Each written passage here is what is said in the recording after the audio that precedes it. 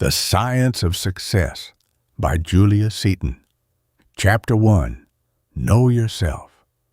The building of a beautiful, perfected selfhood is the work of every life. No matter what he does, whether we call it good, bad, or indifferent, it is all directed towards this purpose. Every inaction or action pushes him on into finer selection of material which will serve to perfect himself.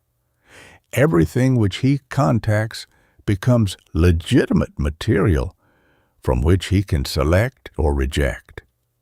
There is nothing which can be eternally rejected. Whatever is passed up at any place in our unfoldment becomes material to use at another place on the path. There is only one substance, and man, the master builder, can insert just what he sees fit at any place in the construction of his plan. In this building, man has decided that he must select so that the results of his selection will be continuous. And whatever takes on permanency, he has called success. And whatever takes on the expression of change, he has called failure. Throughout the old civilization, he has lost the recognition of the truth that failure is only one part of the great law of success, and is success manifesting negatively. You can ask 1,000 people what they call success, and they will give you 1,000 different answers. One calls money success, and the ways and methods which will unite him with money, the power to manipulate these laws, and to select and retain all the material which produces a continued expression of opulence. He does not seek to select or unite with anything else in the self, because this is the lesson his soul has come to include. There are others who count health and the power to manifest their consciousness through a perfect physical medium, success. They give their whole time to selecting the time, the place, the methods, and materials which will build for them normal, physical and mental conditions, and allow them the unlimited action of a body that is free from pain. They select or reject one thing after another and call themselves successful in the degree that they secure this fulfillment, and they weep and complain when they do not accomplish it, not knowing that disease is just as great a factor in the production of God consciousness as health is. There are many who call human love success, and they keep their human senses drugged with the narcotic of this race belief. They count themselves successful and go on each day rejoicing in their idol, and in just the degree that they demonstrate human love, they feel they have made a success of their lives. When they fail in this and have to walk the pathway of life alone, uncompanioned, saved by the crowd, they send forth a cry of sorrow and of failure, and do not understand that to be alone and not lonely is a part of the law of the one. There are others who hold success to be such material and methods as will link them in a great law of service to the race. They count the opportunity to give of their time and supply to others as the greatest success possible for them, and in the degree that they can select, place, and opportunity to serve the world, they feel they are successful. But if they have to stand idle while every pulse is throbbing to serve, they again send out the cry of failure and feel like a cast-off atom, and they join the mighty army of complaint that they are wasting their time. They never realize that one of the highest laws of consciousness is that he also serves who only stands and waits. New Thought looks at all these evolving degrees of race consciousness and strikes for it a higher note of understanding. It answers the question of what is success in a way that it was never answered before. Then it follows this with scientific instructions of how to attain that thing which the mind designates as success. We see clearly that everyone in the world is doing just the thing he should do, and that when he has gotten enough of the old thing and includes all its laws in his consciousness, he will quit and naturally pass on into the inclusion of something else. Everyone in the world is doing the very best he knows how to do with his time, opportunity, and his materials. If he knew better, he would do better. And New Thought seeks only to increase his know-how. It does not condemn, it does not control, it does not punish. It only points the way to larger powers and privileges and better materials from which the individual may select or reject and through which he might express a higher selfhood. The New Thought answer to what is success is the power in the individual to get the thing he wants when he wants it, in the way he wants it, to keep it as long as he wants it, and when he has included it, let go of it, and pass on to the fulfillment of a new desire. There are those who have the power to get the thing they want, and after they have quite outgrown the desire and included all that it can bring them, they are obliged to go on day after day, clinging to the dead body of their old desire. This is not success. This is failure. It takes its part indirectly in the fashioning of success. For on every step of their pathway they are learning in this way the higher mastery and control that is necessary for them to know.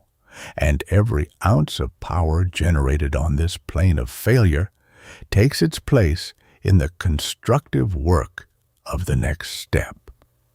The power to get what we want when we want it, to keep it as long as we want it, and then pass it up constructively and go on to another want, is not won by a moment's contact with people, conditions, or things, but it comes as the result of slow self-mastery and comradeship with all forms of human experience.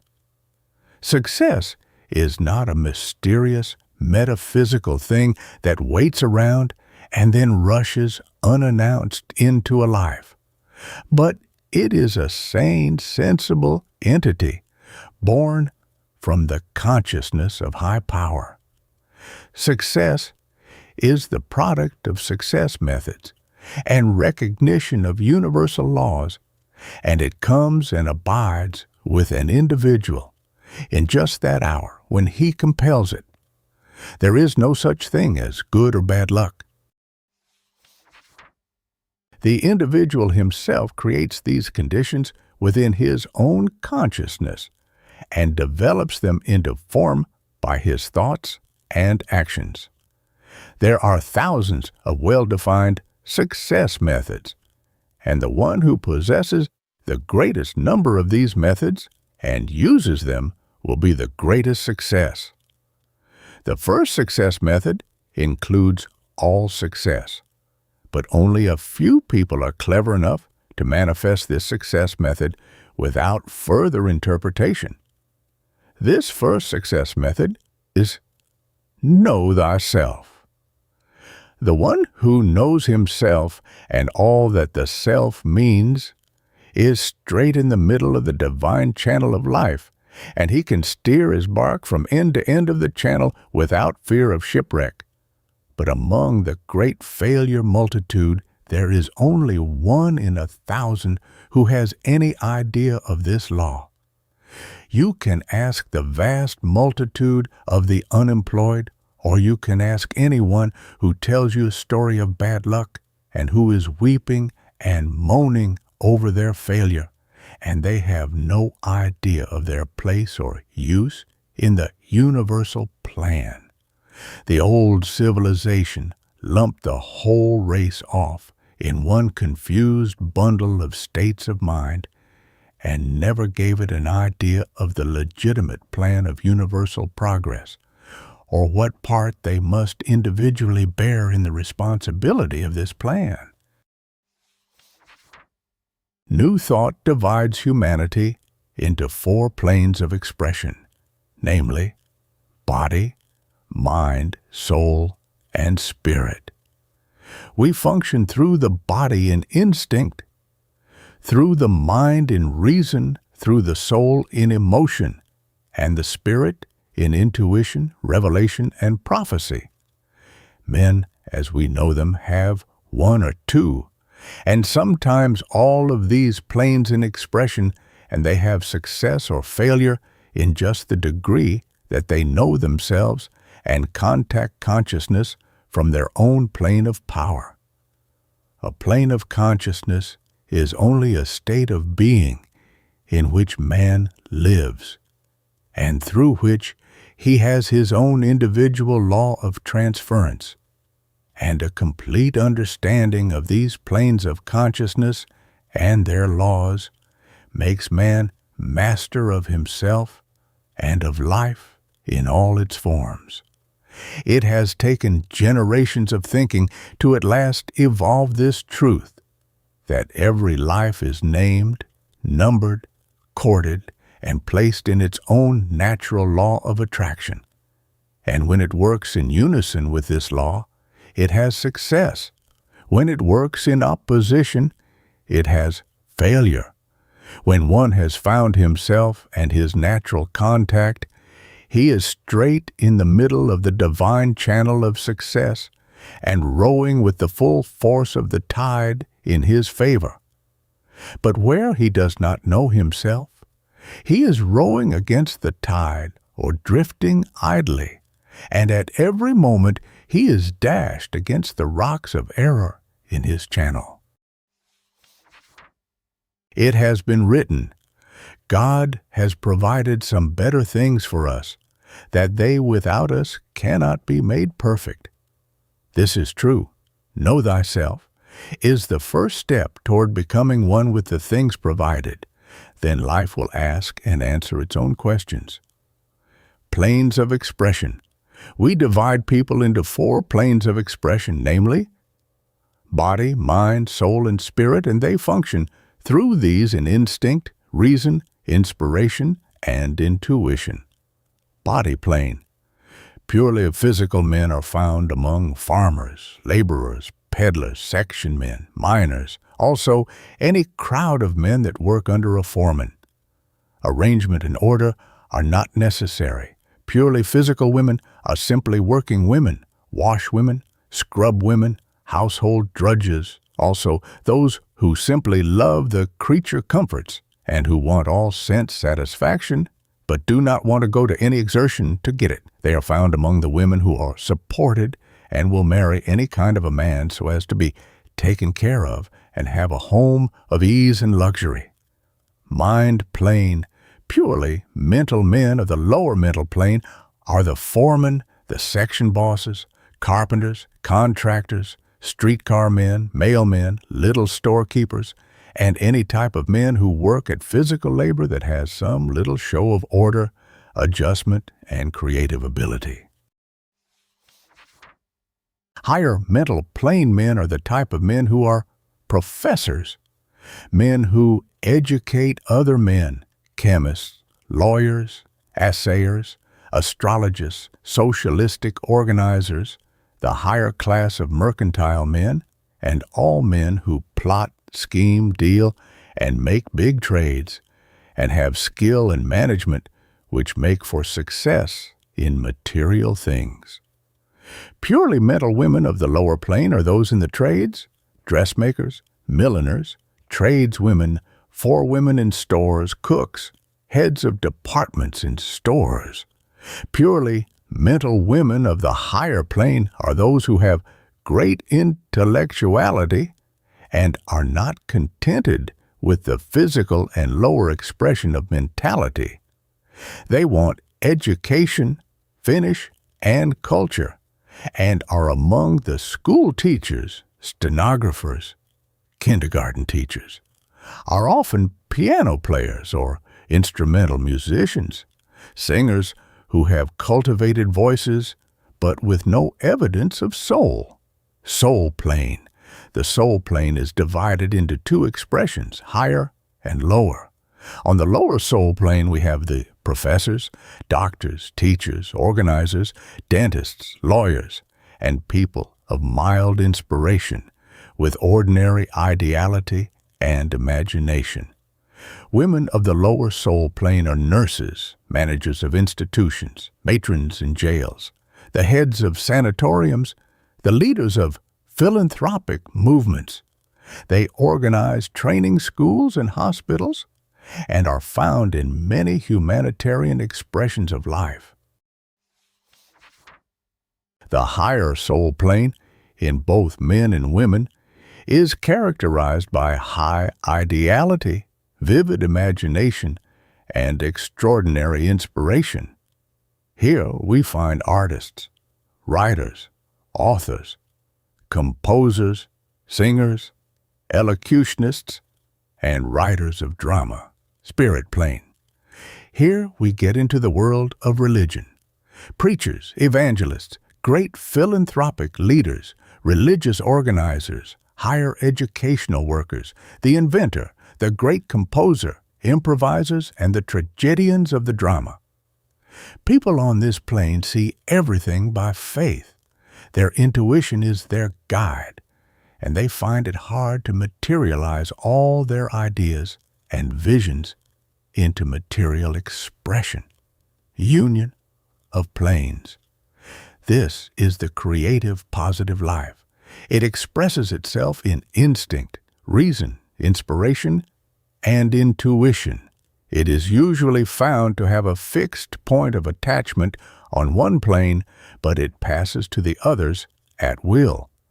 We have in this plane the statesmen, the great leaders of social and religious science, also the masters of physical expression, such as contortionists, equilibrists, investigators, and organizers of great companies of men, also landscape gardeners.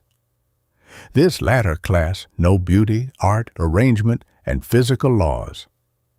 This union of all planes makes the plane of equalization, and through the perfect understanding of the laws of being, every life may control its development and make for unqualified success. Anyone who hopes for success in all his undertakings must have his whole understanding founded upon the full power of his own genius in the line of least resistance. A businessman hoping for success could not afford to send an intuitional man to buy real estate for him and take his opinion on trust as to the likely value. The judgment of such a man would not be reliable in material things. Anyone in business who does these things courts failure and not success. Again, if someone contemplating a vocational tour desires to go to the most beautiful and wonderful scenery and to a place which would mean rest, inspiration, and healing, he would not send as his advance agent one who was purely on the mental plane. Such a man would bring him timetables, hotel facilities, and locations, but nothing of the things which he really should know. Mental things demand mental recognition, and soul and spirit things demand their own cognizance. Flesh and blood only reveal physical and mental things. The great subjective things remain obscure until revealed by subjective consciousness. The reason so many are seeking success, fame, money, love, and recognition and not finding it is because they have never learned the first necessary lesson of knowing themselves. First, they do not know what they want to do, And secondly, they do not know how to do what they want to do. They go on in aimless drifting and come at last to be some of the driftwood of life which is washed up onto the shore as the stream of success and failure flows on. There is work and pay for all, success for all, in just the hour we know ourselves and connect with it. When one wants to be a farmer, he goes among farmers, musician among musicians, commercial. He hunts the marts of trade and so on. And if he has in himself a fully fledged consciousness of his own indwelling power, nothing can keep him from dragging out from the universal supply company the things which belong to his own life. The first true law for success is, know to what part of the mighty system of the universe you belong, and then strike boldly out in that current of life. If you find that you respond to all that, physically, mentally, emotionally, and intuitionally, you are vibrant with life, then choose the things which you like best. The creative life can do more than one thing at a time and do them all well. Just keep inside your own power of concentration. The creative life does not think in time. It thinks in eternities.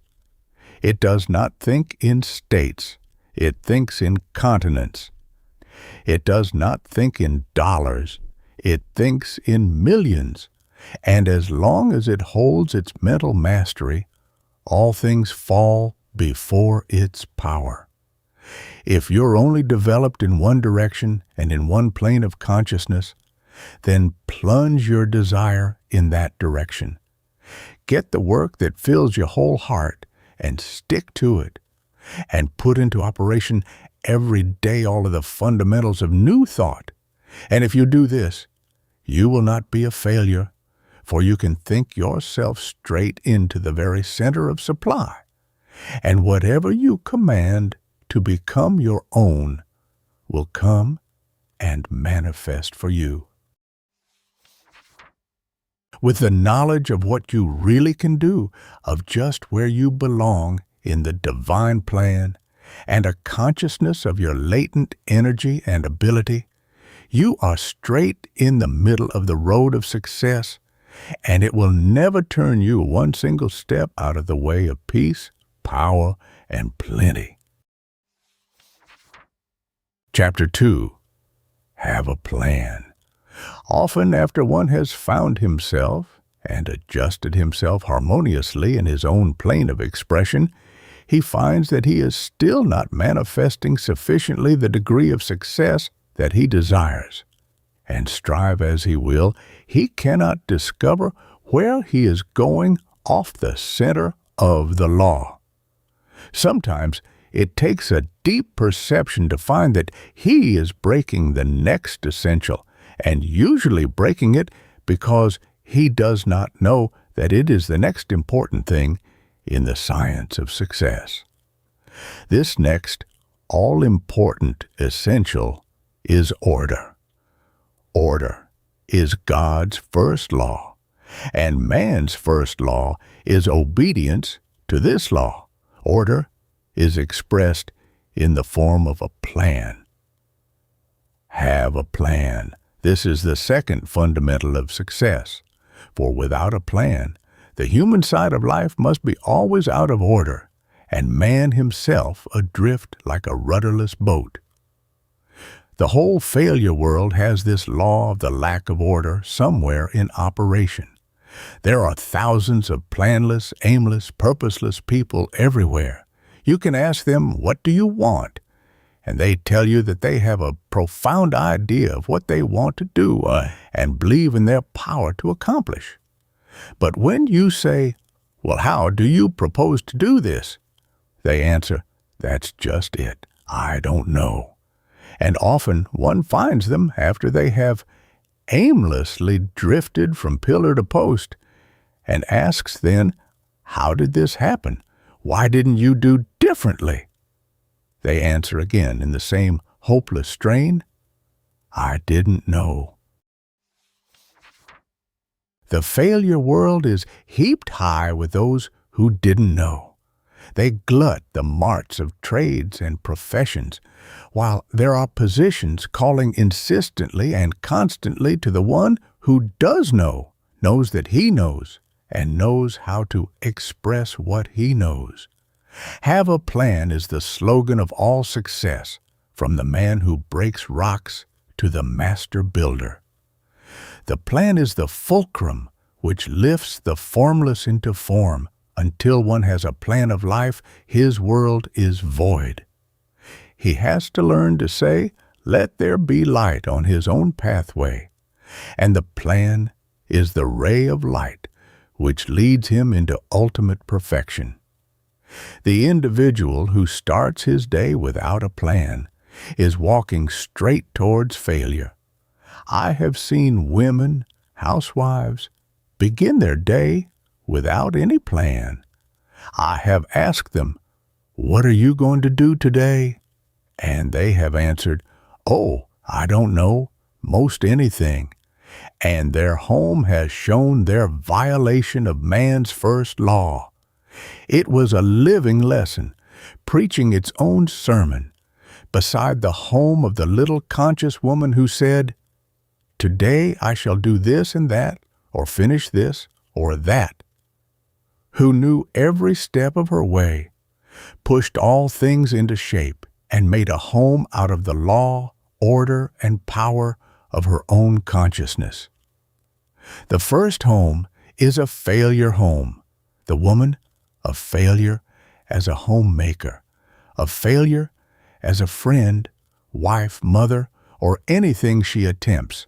For a "I don't know" never produced anything but a family of "I don't knows," and "I don't know" is the cornerstone of the home of despair and poverty.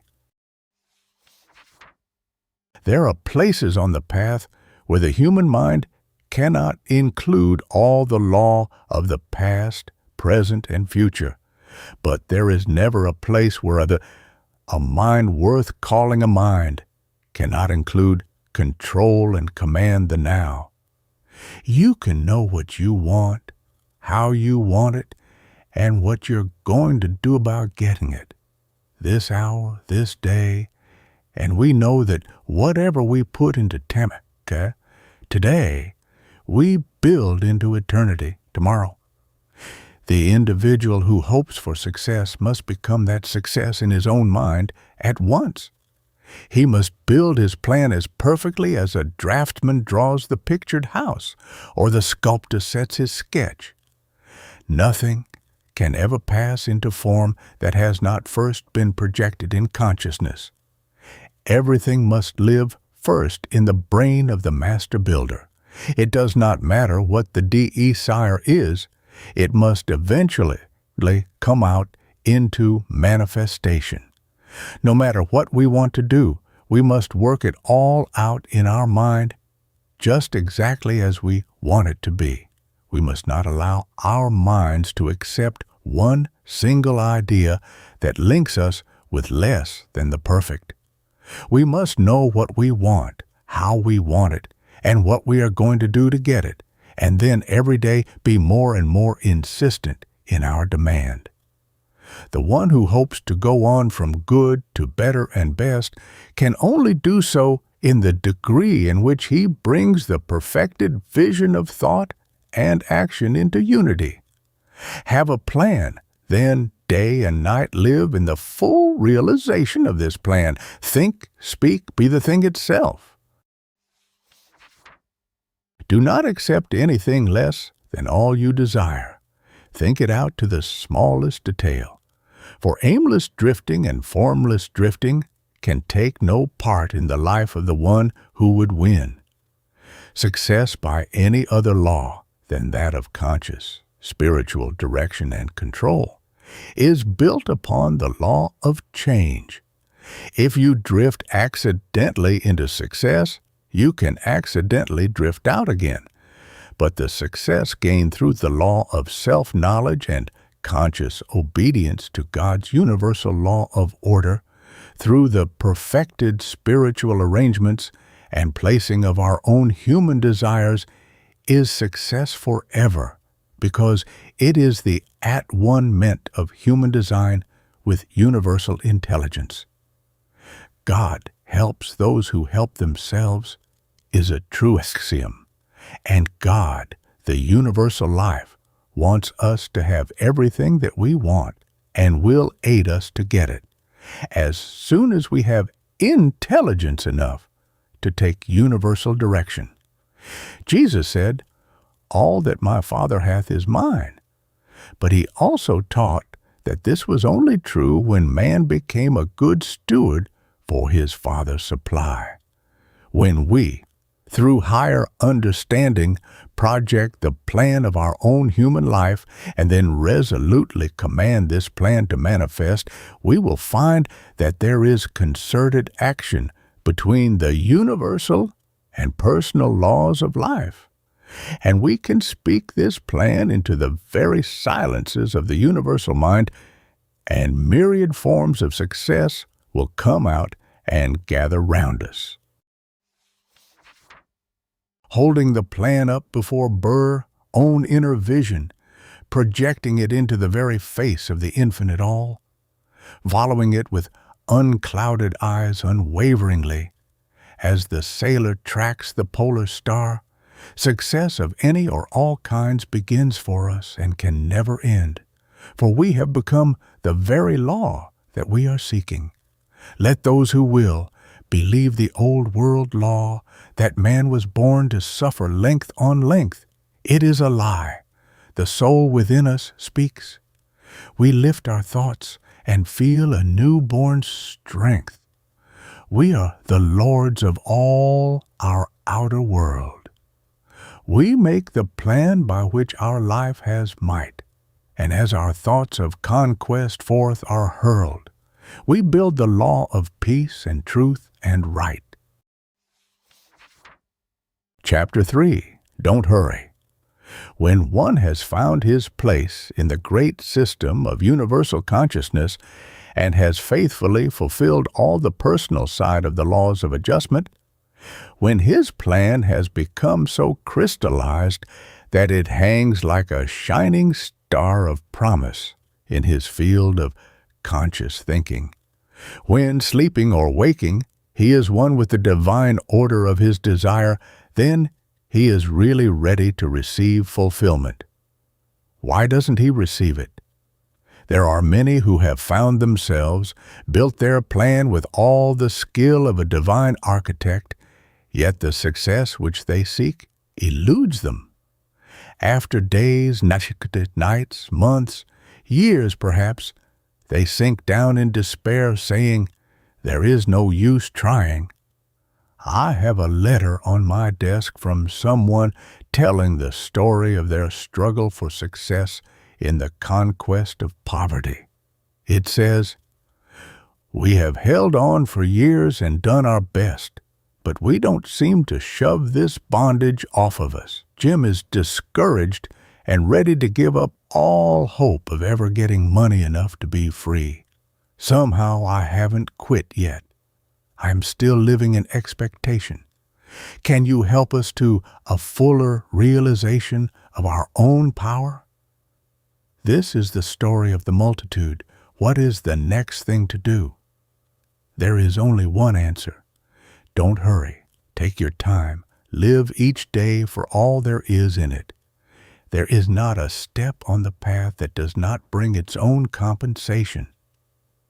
Twin-born, the flowers of loss and gain bloom in full fragrance in time's paradise. Life is a season. Man is a newborn plant, and not all of life is born in us all at once.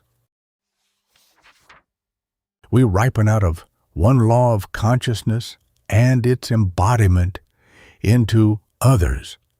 There are many desires which take time to develop. They cannot come in a few days, hours, or months. If the thing you plan is a sublime and lasting thing to stand the test of time, it must draw inspiration from many moons of intensification. Grace is a moment's happy fortune.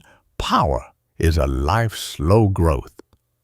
We must remember that our today and our tomorrow of possession is linked with our yesterdays. We have often set many causes into operation in the past, which operates as a privilege or a lack of privilege in this new day. There are lives which have many things to square with the universal. Not everyone who says, "Lord, Lord," will enter into the kingdom of health, wealth, love, joy, happiness, or freedom. The kingdom of heaven, harmony, is not taken by violence. We must reap what we have sown, reap all that stands between us and our new garnering, before the perfect fruit of all we desire will come to us. For the law will take, and the law will break, whatever is truly its own, and our delayed desires are but the signal of our own debts to the universal law of love and justice. Many hearts throw down their hope at the very moment when they are just ready to receive life's gifts. They send them away by their changed consciousness. They do not know that substance is always changing, as is our position towards it, and that if we want to succeed, we must keep the same hope eternally renewed under every and all conditions. Time is an element in all human desires. Time does not limit, it always fulfills, and waiting is one of the greatest human initiations. After one has fully projected the plan, he has nothing to do but to water it continually with the rains, dews, and showers of his expectations, and wait that hour when he has passed up the proofs of his own steadfastness. Some things by their own natural law will come slowly. Soon the narcissus blooms and dies, but slow the flower whose blossom is too mature to fruit. The life that can know itself and link up consciously with the universal system of transference, by getting into its own natural groove, then steadily, unwaveringly project its plan and flinging its whole conviction into it, wait patiently on the law of the thing it desires, living in the consciousness of the eternal now. This life is one with the great universal law of success, and as it sweeps on in rhythmic circles, it will come face to face with its desire, worked out in sane, sensible form. On the roof's path are broken petals scattered, telling of base too eager to be blessed, while close beside there shine the gleaming footprints, where feet too tame for eagerness have pressed. Chapter 4. Clean up your moods. We meet persons every day who have found themselves, who have a plan, who have patience to wait, and yet they are not a success. They find one engagement, one position, one home, one friend after another, but they are never happy, never satisfied, and change and confusion is over them. What is the matter? Why are they not successful when they are filling so many of the success laws? This is the great question. Why? Surely the reason is not very apparent, and one has to direct careful and deliberate attention to their life before the question can be answered for them.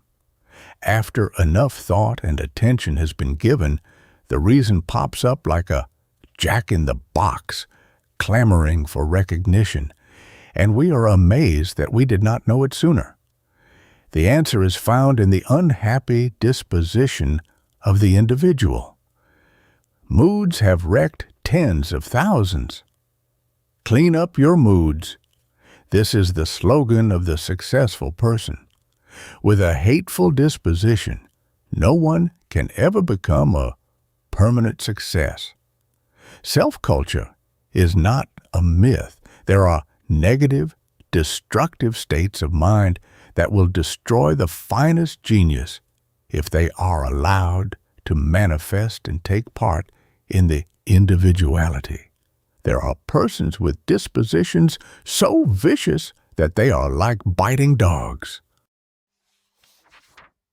No one is safe for a moment from the outburst of their spiteful tongues and temper.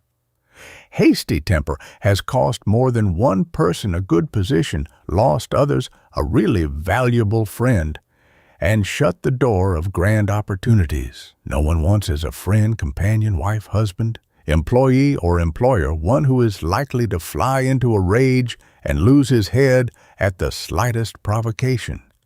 Every condition worthwhile calls for poised, calm, self-controlled states of mind. In these there is power and opportunity. In haste and rage there is nothing but lack of opportunity and waste of energy. I know a man whose temper is like a raw-edged blade, continually cutting everyone who comes near it.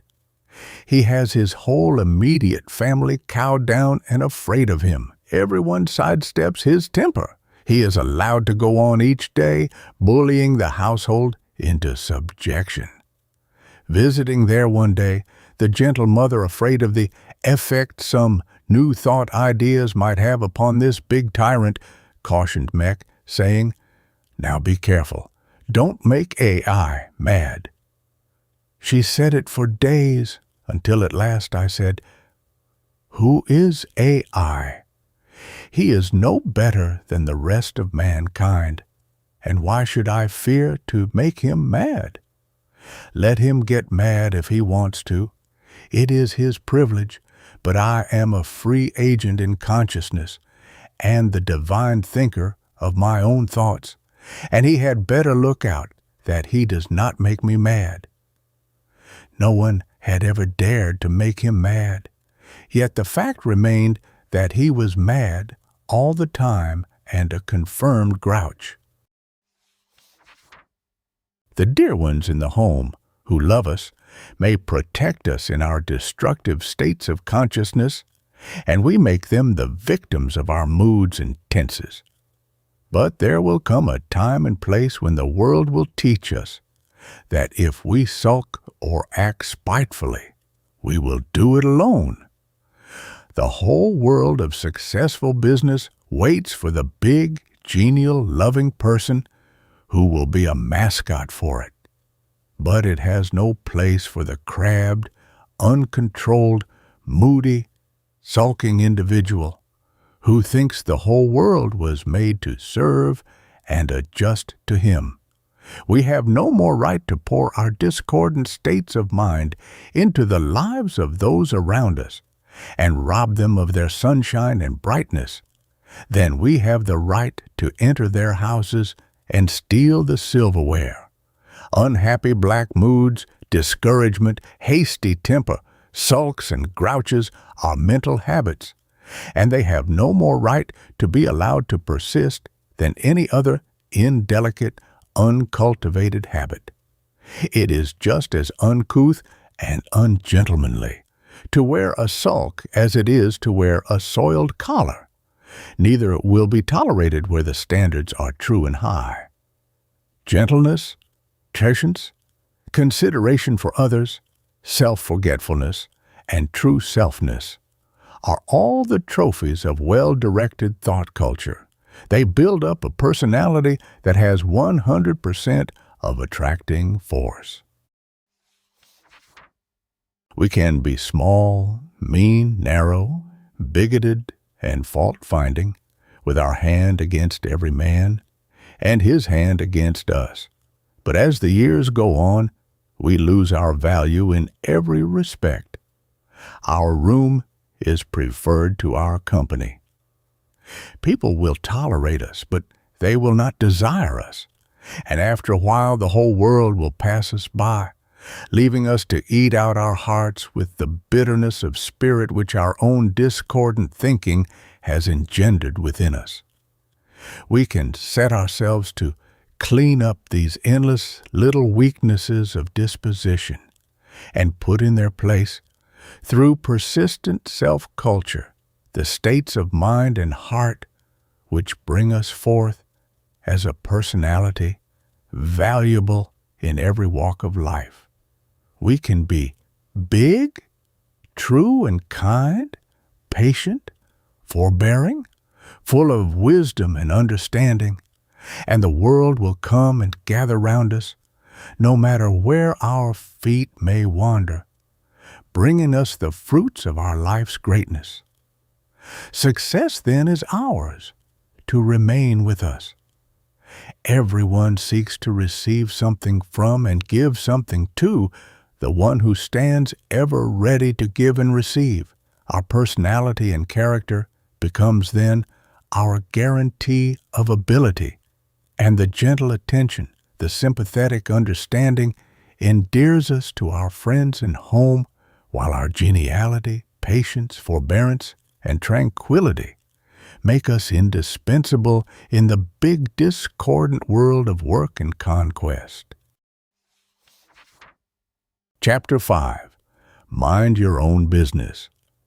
When one has found himself, made his plans, taken the attitude of active patience, cleaned up his moods, what is needed to precipitate into form his heart's desire? Many things, but chief among them all is the need of concentration. The power to know what he wants, to know the way he wants it, to be the divine thinker of his own thoughts, and, having done this, mind his own business. This does not mean that he will be blind to your business or mine, but that he will train his mind to be inclusive of all, but positive to outside desires. As ye did it unto the least of these, ye did it unto me, it is written, and a legitimate attention to everybody's wants, desires, and purposes is an important essential in the success of our own. To be positive, however, in the thought of outside things and negative to our own desires is a failure law. Any external thing that we endow with the power over us will use this power simply because we have made it possible by our own thoughts. The concentrated mind owns itself. It is success, and it thinks itself straight into the middle of the law of power. The diverse, flitting, rambling mind is a failure from the start, because the power of life lies in being able to unify all action, either mental or physical.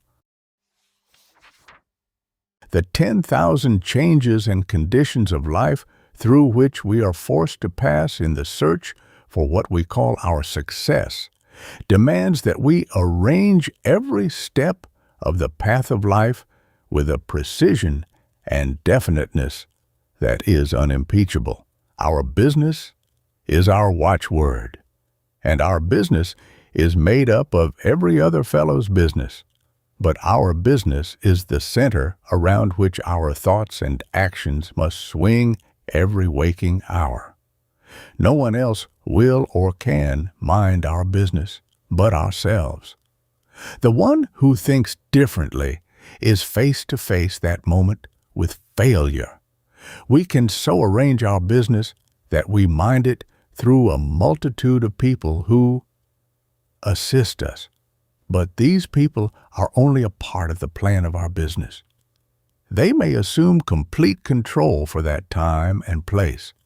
But if we drop them out of our consciousness, or worry about them, or break the law in any way, they will sometime become a rebellious factor and undermine our success.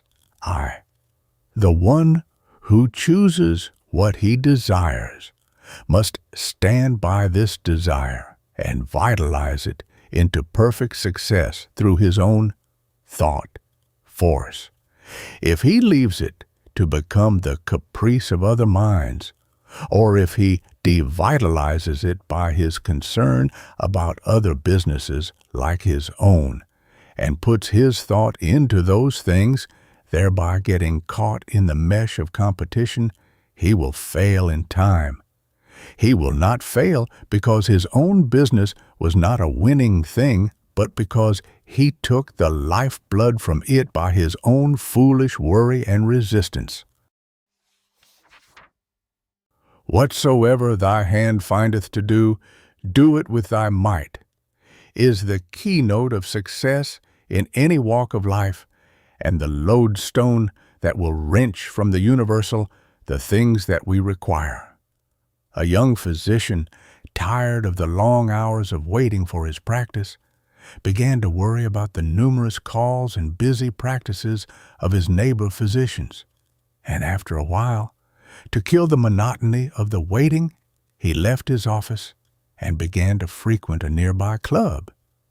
An old friend who had watched with concern the young doctor's career, finding his office empty day after day, printed this card, which he hung up in the doctor's office during one of the latter's visits to the club. Obs op, sir. Keep your office, and the office will keep you. Mind your business. This was the true call to success for that life, and he is now a successful surgeon with a large incorporated firm. One time, a friend gave me the address of a hairdresser, and needing her attention, I took an opportunity to call upon her. As I came to the number on the street, I found a large show window full of splendid hair ornaments, and figures with the latest modes of hairdressing, and I thought, what a big, splendid establishment this must be.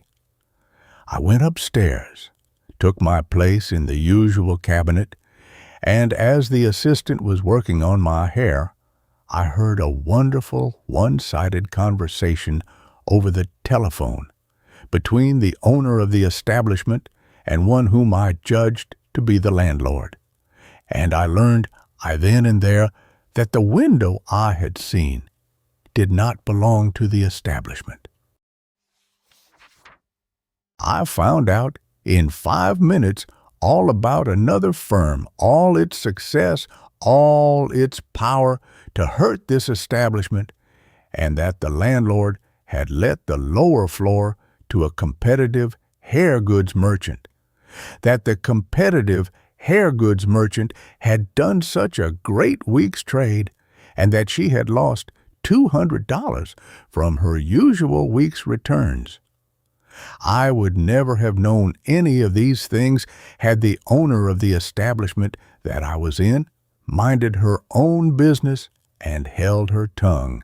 She then and there spoke the other firm into success and herself into failure. And had she continued in that line of thought and action, she could have ruined herself by her own foolish methods, and she would have forever blamed it on the other hairdresser. As I passed out, I said, "It is my privilege to teach you how to mind your own business. Will you come to my success lecture tomorrow night?" She came, and I took this fundamental for the talk. She saw the law and now has passed herself on into one success after another by refusing to endow any external thing with power over her own success law. Mind your own business. After you know what it is, no matter what anyone does or does not, it cannot affect us unless we think it can, and divert our power of creation and attraction by this thinking. The law of divine attraction makes everyone one with his own, and our own is just what we create for ourselves, and deep nor high can take our own away. We become the law of our own business, and it rises and falls at our own command and not from external command or competition. Our business can only become a burning bush of power and attraction when we fan it into a white flame by the enthusiasm, attention, and belief of our own life. From its own center must our own arise. The whole world's cinders cannot make it live or extinguish it. In our own genius, the germ of freedom, power, and success lies, and day after day, with our eye single to our own business and double to the business of those around us, there will spring up for us such an eternal law of the action of finer forces that whatever our hand touches turns at once into that thing which we desire. Our own business then, no matter what it is, objective or subjective, becomes a wonderful, magnificent reality, which grows more and more brilliant as each day goes on, and we intensify and re-intensify this great success law. Chapter 6. The Use of Power. When one reads the vast majority of books with instruction of how to acquire success, he soon finds that all their instructions are directed toward the mass man and devoted to calling the attention of the unfortunate and unsuccessful to his faults. All efforts point to the reconstruction of the life of those who are down and out.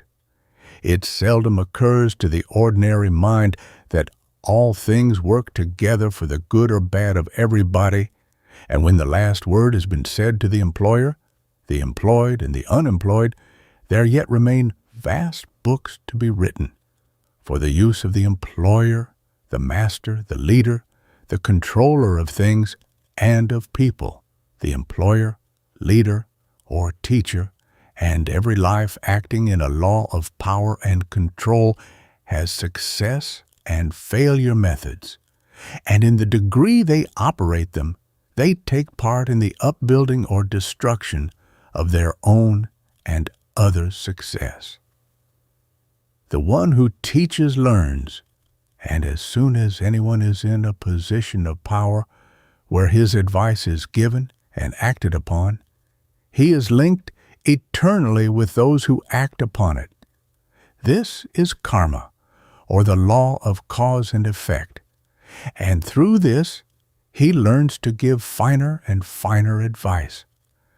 There is a great cosmic law of live and let live, and those who are the fittest in the struggle for existence have the strongest will to work either rightness or iniquity.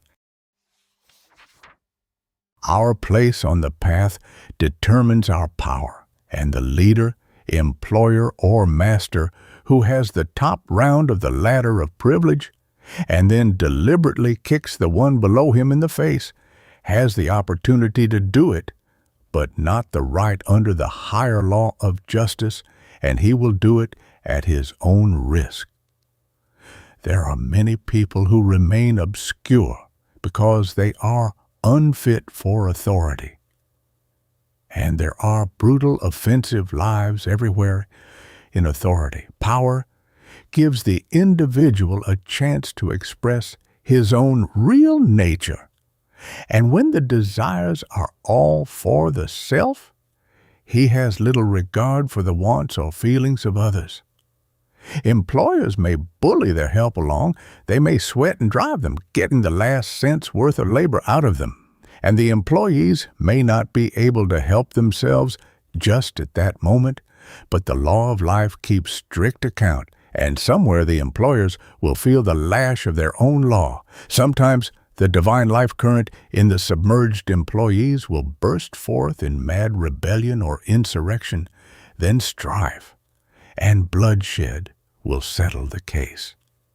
In Vancouver, British Columbia, I saw a sight that made me wonder, how long, oh God, how long, a great band of newly immigrated Hindu laborers were gathered together by a crowd of bosses to do some heavy labor. These gentle, big-eyed, dreaming Indians, forever in a doze whether or not their eyelids close, some of them still wearing their native turban, not one of them speaking a word of our language, knowing nothing at all of our world or its ways, and over them a big, brawling, ignorant boss, brutal, domineering, filled with the egoism of his own new authority. The Hindus were like dumb-driven cattle, and there was no human hand or mind between them and their heartless master. It was his hour, but it was truth's hour too, and with every brutal curse and blow, the cosmic hand wrote for him and moved on, and I read over his head, God is not mocked, and what a man sows, that also shall he reap. Again in a restaurant in Boston, a big, blustering, arrogant head waiter, walking the floor in pompous authority, spoke to every waitress as if she was his spaniel instead of a hard-working human being. I heard what he said to the waitress at my table, and I said to her, "Why do you allow such a bully to rule over you? Why don't you hang up your apron and leave?"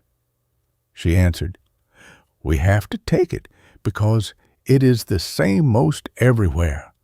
All waiters are at the mercy of a domineering head waiter, and I have a mother to support and must keep my job, no matter how I am insulted. A little learning and a little power is a dangerous thing, and power misused can bring the longest round of despair.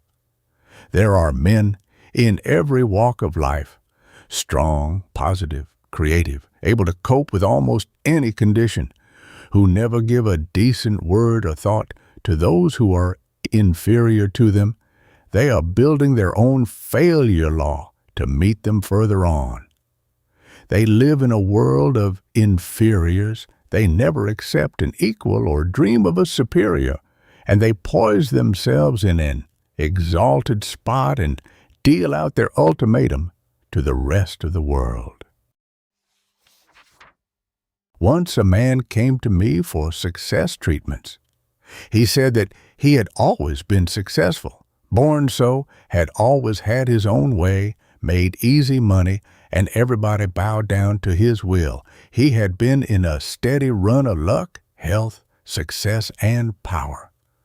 Until about a year ago, then things began to change. His success turned, investments failed, friends deceived him, and his help in factory and store were careless and impudent. His children had all gone abroad with their mother. He was alone, wondering why these things should come to him. I gave him the treatment, but I knew that he was face to face with himself, and I waited to show him a picture of himself before telling him the whole truth. The next day I called him on the phone. I purposely blundered my words, held him up, called again. He roared over the phone, snapped, snarled, swore at the phone girl, gave a loud dictatorial order to someone while he was waiting to get my word. If I had opened the door of a bear pit, I would have had as pleasant a greeting. I called him for 2 days repeating the experiment. When he came, I told him the story of the destructive use of power. 40 years of cruel, hard, resistful, compelling service, lack of appreciation, lack of patience, lack of tolerance, all had done their perfect failure work for him, and failure was beginning to express its own law. His wife and children had left him because, in spite of his name, place, and power, he had sat at the head of his table cold, hard as flint, using his power to direct and control, but not to attract. His family had respected him, perhaps, had feared him, certainly, but loved him, never, they could not, for he was everything but love.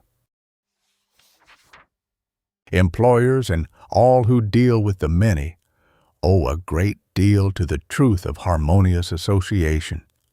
The one who is right with the lives that serve him will prosper. There are places when a big creative life cannot stand for suggestions from one who is not struggling, as he is, to pull off big things, and then he does not need to allow it. Take, for instance, an inventor sees his vision, and no one can expect to see it just as he does. and he has a right to be, to a marked degree, intolerant of others and their opinion, but to be so that no one can approach him, and to be almost impossible to live with, so that all his assistants fear and despise him. This is not genius. It is pure uncontrolled moods and tenses which, left to themselves, will destroy the very thing he desires.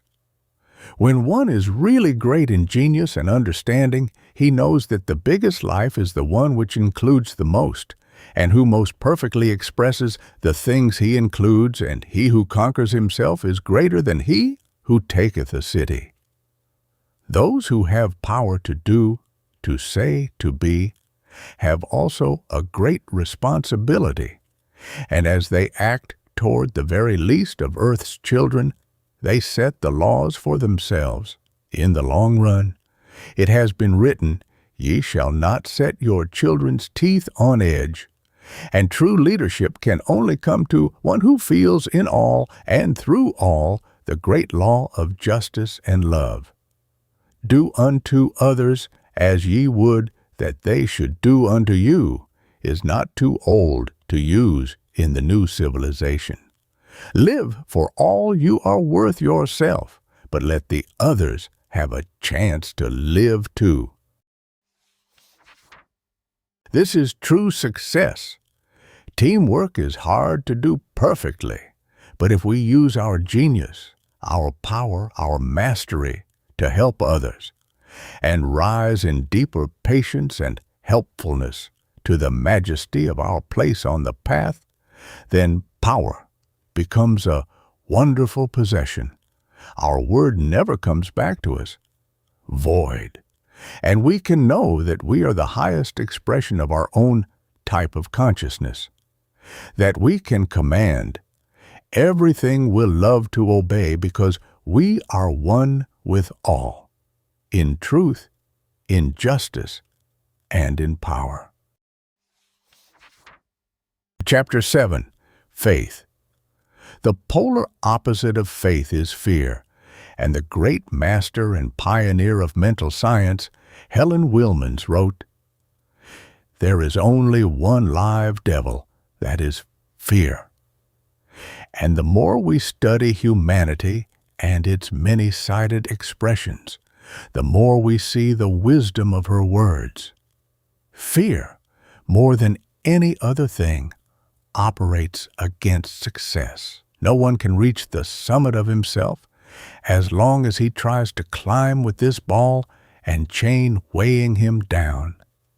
Fear stands as a gloomy sentinel and will not let the spirit pass into possession of its best.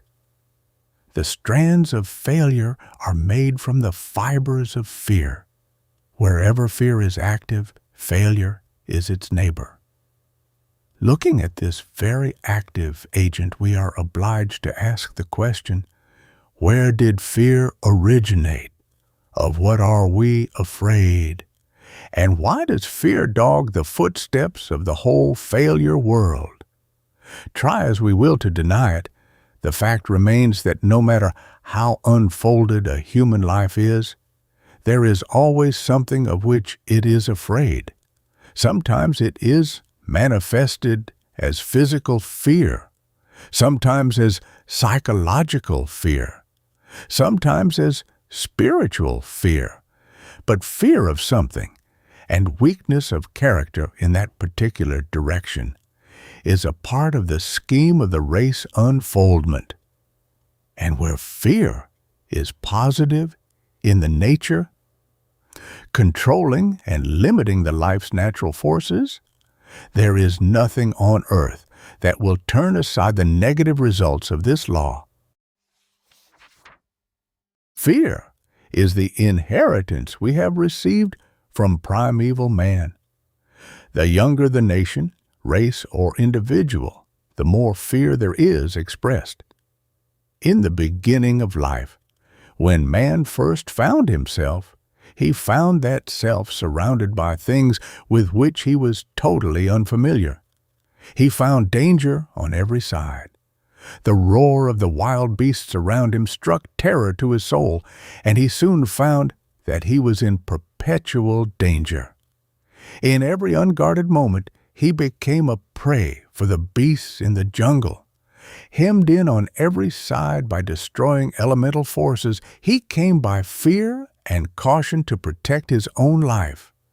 Gradually, this ever-present need developed a fear consciousness which increased or decreased according to his power of coping with the elemental forces.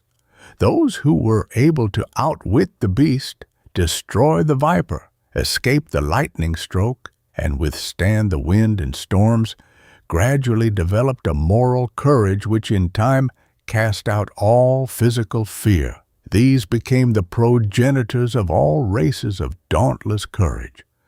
But those who, slower in perception, cruder in action, and timid in power, grew more and more fearful, developed a fear consciousness which became the progenitor of a race of physical cowards.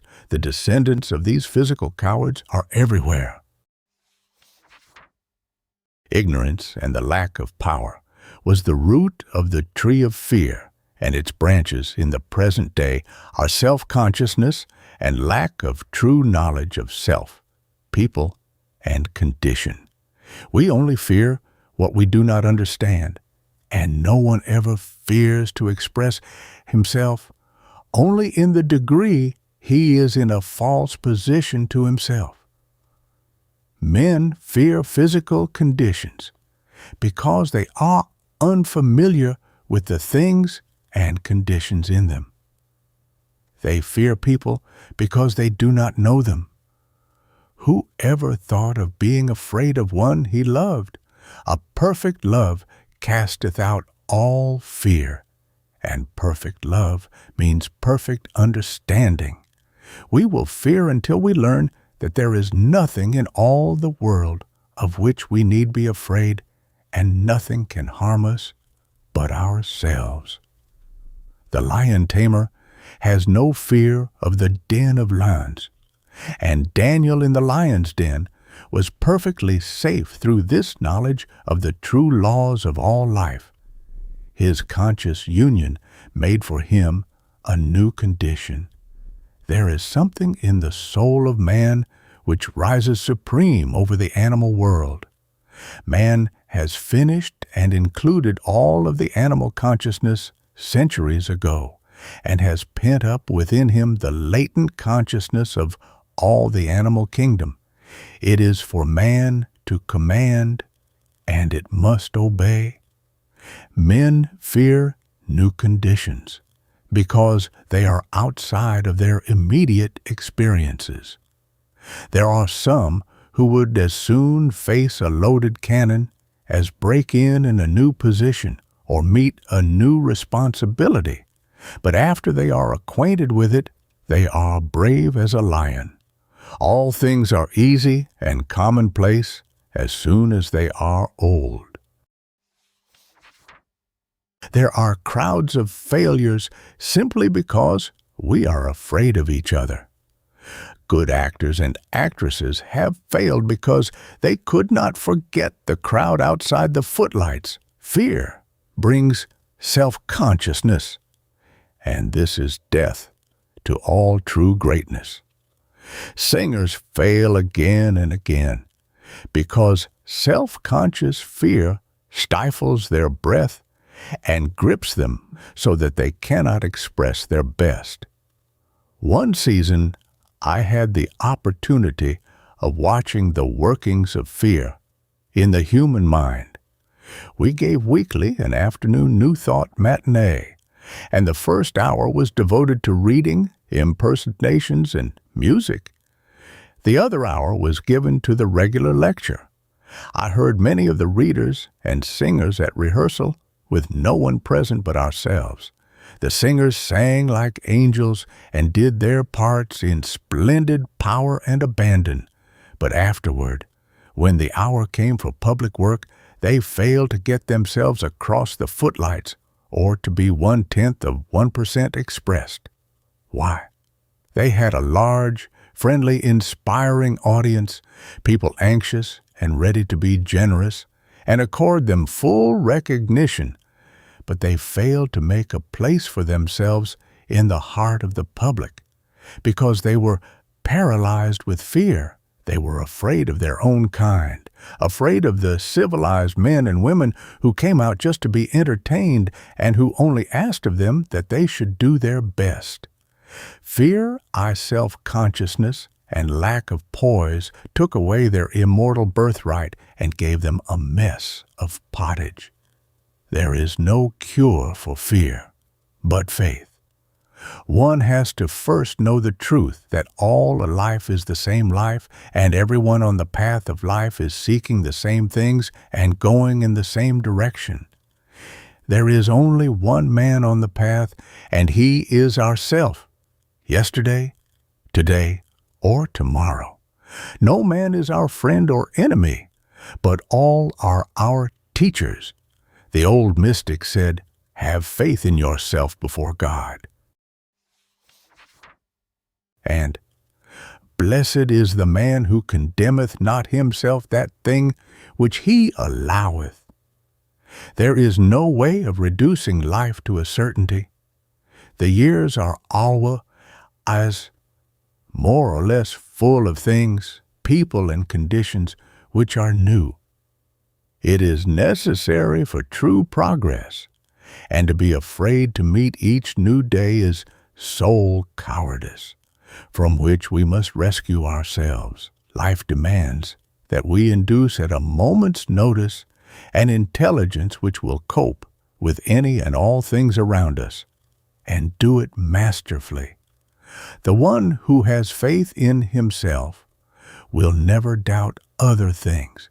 He will build his resolve on his ideal and fling himself resolutely after it. Over half of life is lived in consciousness and idealization, and it takes a faith as boundless as our love of God to make it materialize. The substance of things hoped for are not easily transmuted into things gained, and the only thing which transmutes them is faith. Through faith, Sarah conceived and bore Isaac, and through faith the most barren life can conceive ideals, and holding fast to them, see them born into perfect manifestation. Faith makes the businessman strong enough to venture and win. Faith teaches him to wait and trust until changing fortune again turns the wheel. Faith makes the friend, the lover, the mourner all go forward with a hope that never fails. Fear has shut the door of success in the face of millions, but faith ever stands ready to open it and let the free spirit pass to new levels of peace, power, and plenty. Success built upon faith is ever renewing. It remains because it is reborn over and over again through itself. Chapter 8. Selfness. When one has arrived at the 8th fundamental, he is beginning to have an intelligent idea of just what life requires of him, and his success or failure gathers around him according to the magnet he has made of himself. One cannot go very far in self-analysis before he finds that all things gather round, leave, and return to the self, and this self becomes an absorbing study. There is no such thing in the world as unselfishness.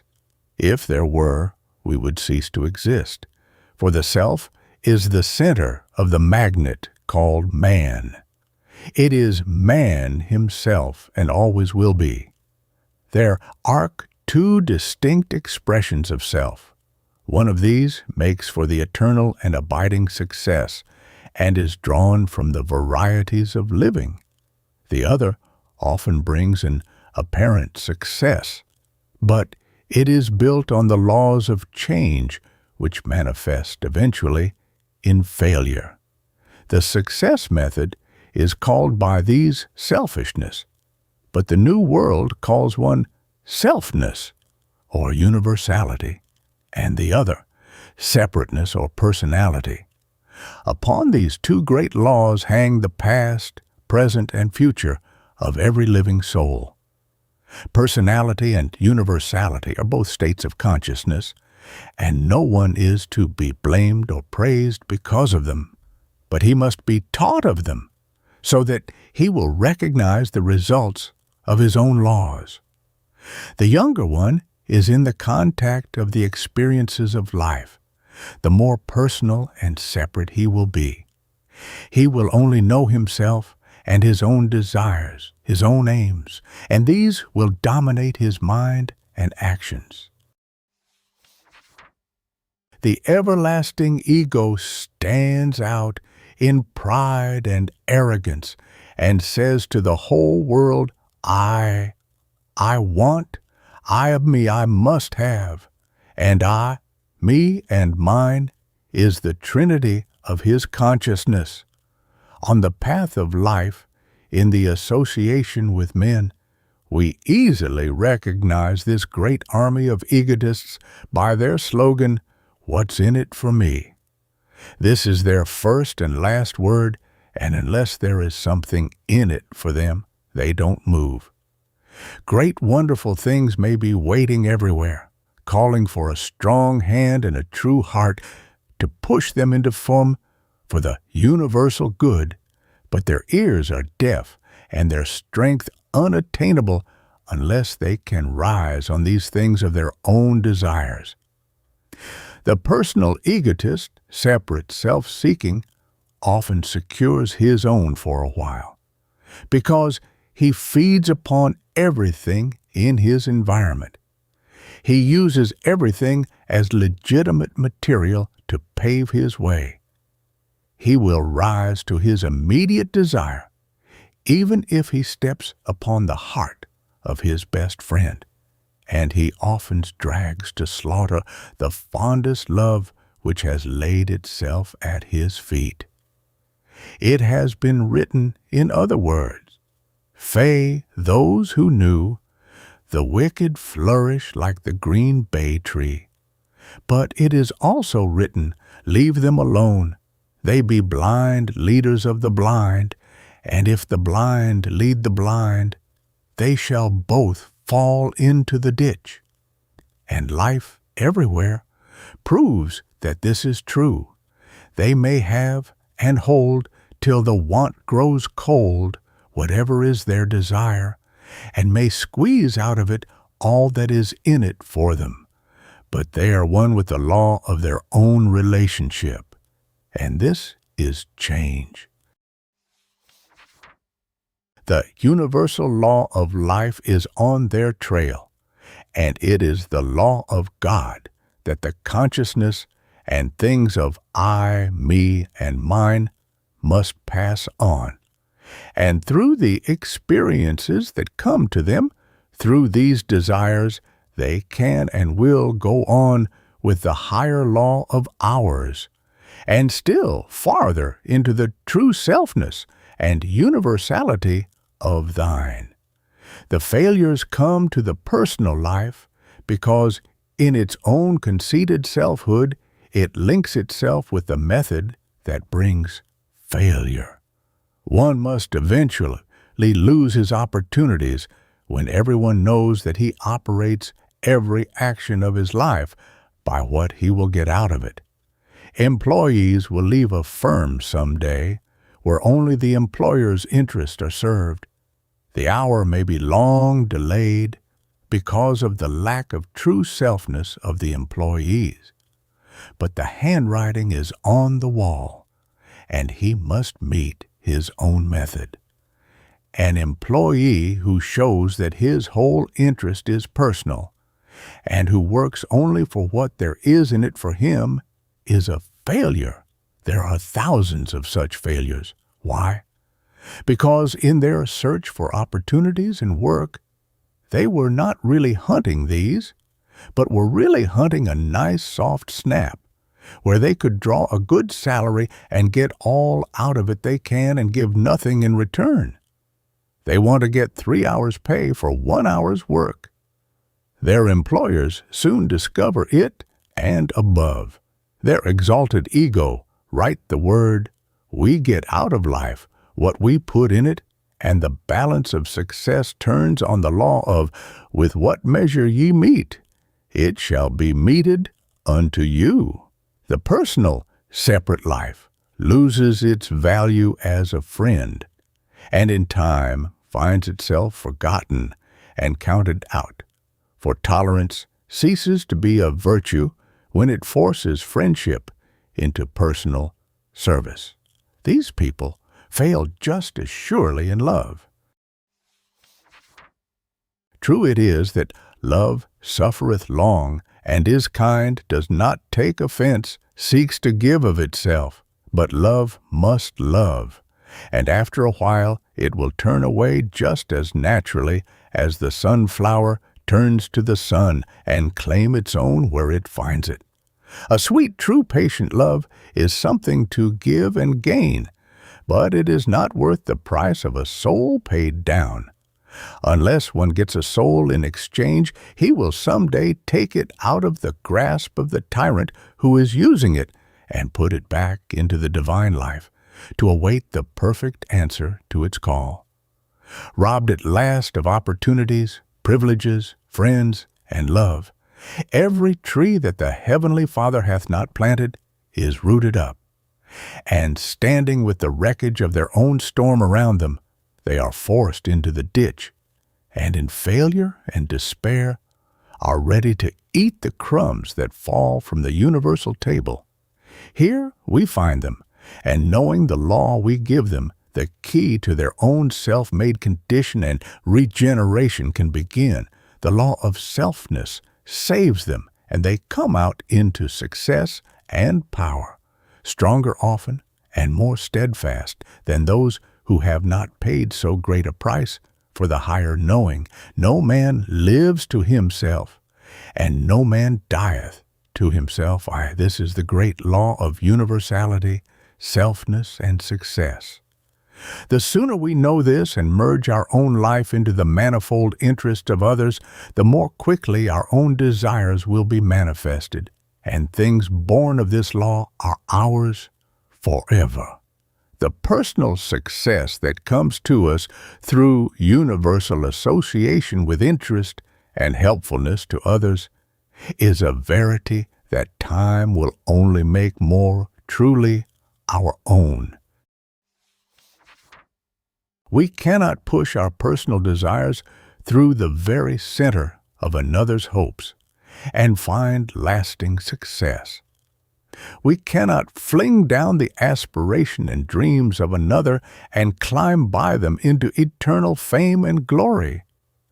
We cannot step over a broken human heart to continuous happiness. The law of life is not mocked, but we can link our life, our dreams, our aspirations, our love with the deep centralized desires of those around us and mount as by eagle's wings to the very mountaintops of our heart's desires. We are only atoms in the whole, and in the long run all love is blessed by love, all helpfulness by helpfulness, all service by service. All small lives talk, live and act separateness, egoism, and personalities. And they will by natural law register these things around them in failure until they learn through failure the weakness of their law. All great lives talk, live and act principles of unity, love, understanding, and service.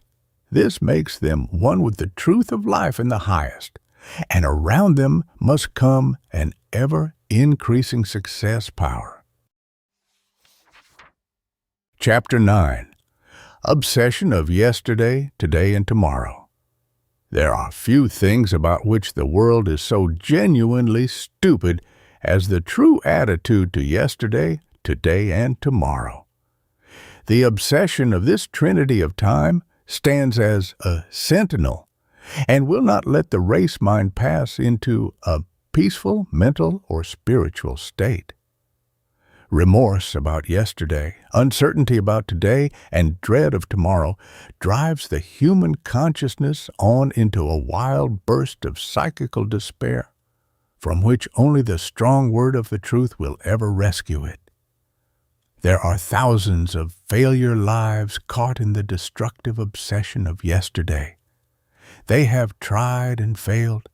Their past is full of regret, remorse, and rebellion against conditions over which they apparently have no control. Fortunes lost, friends gone, opportunities passed by, old age with them.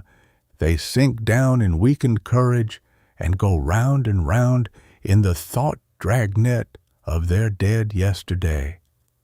They think of all they have not succeeded in accomplishing, think of deeds done which had better have been left undone. All these take the light from the eye, the spring from the step, the courage from their hearts, and there is no possibility of their accrediting themselves in a new way, for they are one with the deepest degree of failure, and they never know that they are building it for themselves. Regret, remorse, and bitter, jealous memories are devils born of ignorance and strife.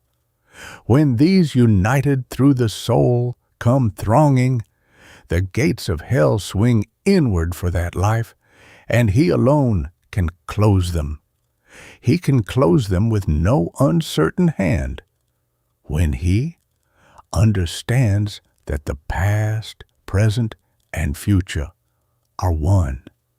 There is no such thing as a mistake, no such thing as lost opportunities. There is no such thing as the past. There is just life, and more life. Everything is the eternal now, and every hour behind us on the path tells that this hour might be. And our experiences of yesterday were simply the methods which life took to drive us on into higher things. Everyone always does exactly the best he knows how to do.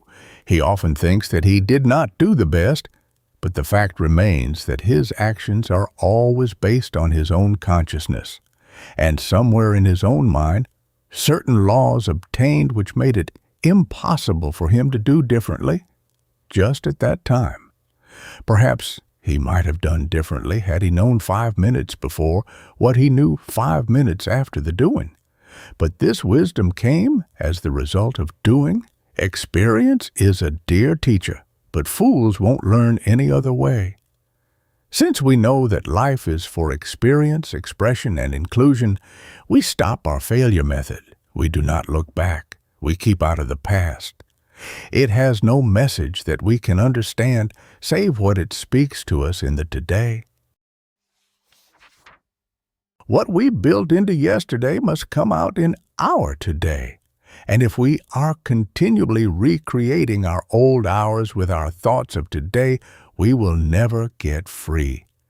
If we want to go on to the new success awaiting us, we must unwrap ourselves from the grave clothes of our yesterday. There is no use grieving over anything, no use recalling a painful memory. Let it go. Life is always a going on. Man's face was set to go forward. Walking backward, he stumbles. And there are always big new things ahead if we keep after them. One continuing and persistent obsession is the one of old age. If I were young has stood in the way of multitudes. This certainly is a young people's age, and the really old man or woman has little hope of success as long as he holds on to old age. But in truth, there is no old age. There is age. Youth and age have no relationship to each other, and each has its own laws of success and conquest. Only the person who allows himself to really be old in his age will ever be a failure. Old age is waning enthusiasm. As long as one keeps enthusiasm and interest and unity, He will find his place waiting for him. True, it will not be among those of youth, nor in the occupations of youth, but age has its demands, which youth can no more fill than age can fill youth's position. There are thousands of places, positions, and conditions of life which call for the poise and judgment of mature minds, and the person with age and wisdom can fill these places. It was written that after many serious accidents on a certain railroad, a close investigation showed that they occurred through employees not remembering orders, through someone being asleep at the post and another too late to receive a message when he should have been there, and the final decision was, the men are too young. It could easily be seen that in such important places, the sober judgment, lasting strength, and physical endurance of older men were demanded. Youth has dash and glow and power to rush ahead and pioneer, but age has grit, endurance, steadfastness, and power to hold on through hours of suspense and supreme tests. And these two avenues of life must forever be filled. The one who is obsessed with the thought of old age is shutting his own door of opportunity, and no one says no to him but himself. Once I was asked, what is there in life for a woman after she is 50? The old world says, nothing. The only thing that she can do is to bury herself.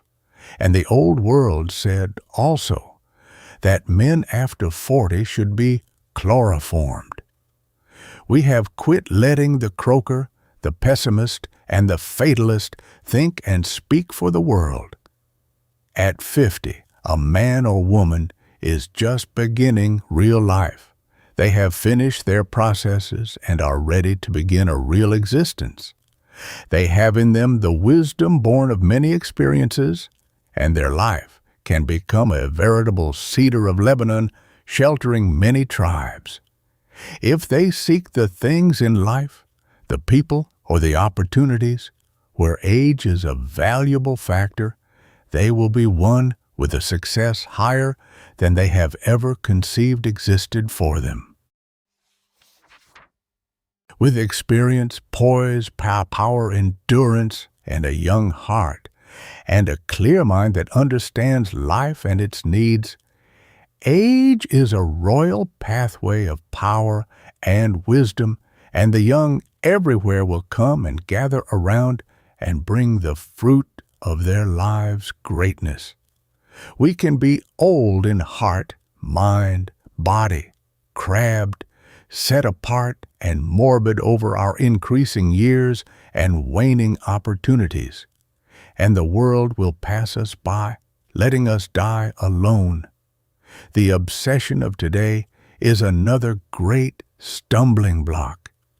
There are thousands who expect to take out of today all their hopes and dreams, and weep because the day passes and nothing comes to them. They do not know that they are the cause of their own delay. Today is the product of our yesterday, and it is given us so that we may each day plus our own consciousness. We can never take out of today anything that we did not create for ourselves in our yesterday. Time and eternity are one. What we build into today passes with us into our tomorrow.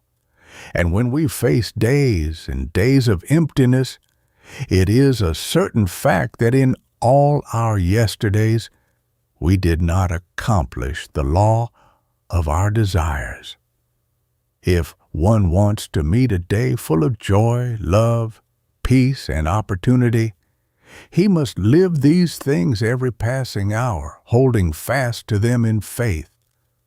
Then, as time passes by, his days plus each other, and in some unexpected day, he will meet all his own power and a perfect day of joy, love, and opportunity will come to him, which will continue according to the power which he has generated. No one is to blame but ourselves if our today narrows down to dull, dreary monotony and our life to petty confines. We reap what we sow, and we can never reap the harvest of anything unless we have sown the seed somewhere. Nothing and nothing make nothing, and the way to get something into expression for ourselves is to set about creating it for ourselves in each hour of living. We can always live unfalteringly in the ultimate until it comes. Where now we wait, a dreary waste may be, with no green thing to guide our longing eyes, and jar away across the bounding seas are hid the balmy isles of paradise. If we begin to fill our today with true understanding, everything will change for us. There are many portals to paradise, and we can open one for ourselves any moment by beginning to live in consciousness the law of that which we call paradise. Standing fast, then, we can call, and it must come, not by living months and years of waiting, but now, for, in full realization, 1,000 years are but as one day. The obsession of tomorrow is always recognized just as easily as one detects the traces of yesterday and today. The obsession limes out all over those who are caught in its negative dragnet. Going to do it, this is their slogan. Going to have it someday. The future, like a mighty ruler, stands before them, and worshiping it, they are blind, deaf, and dumb to their present opportunities.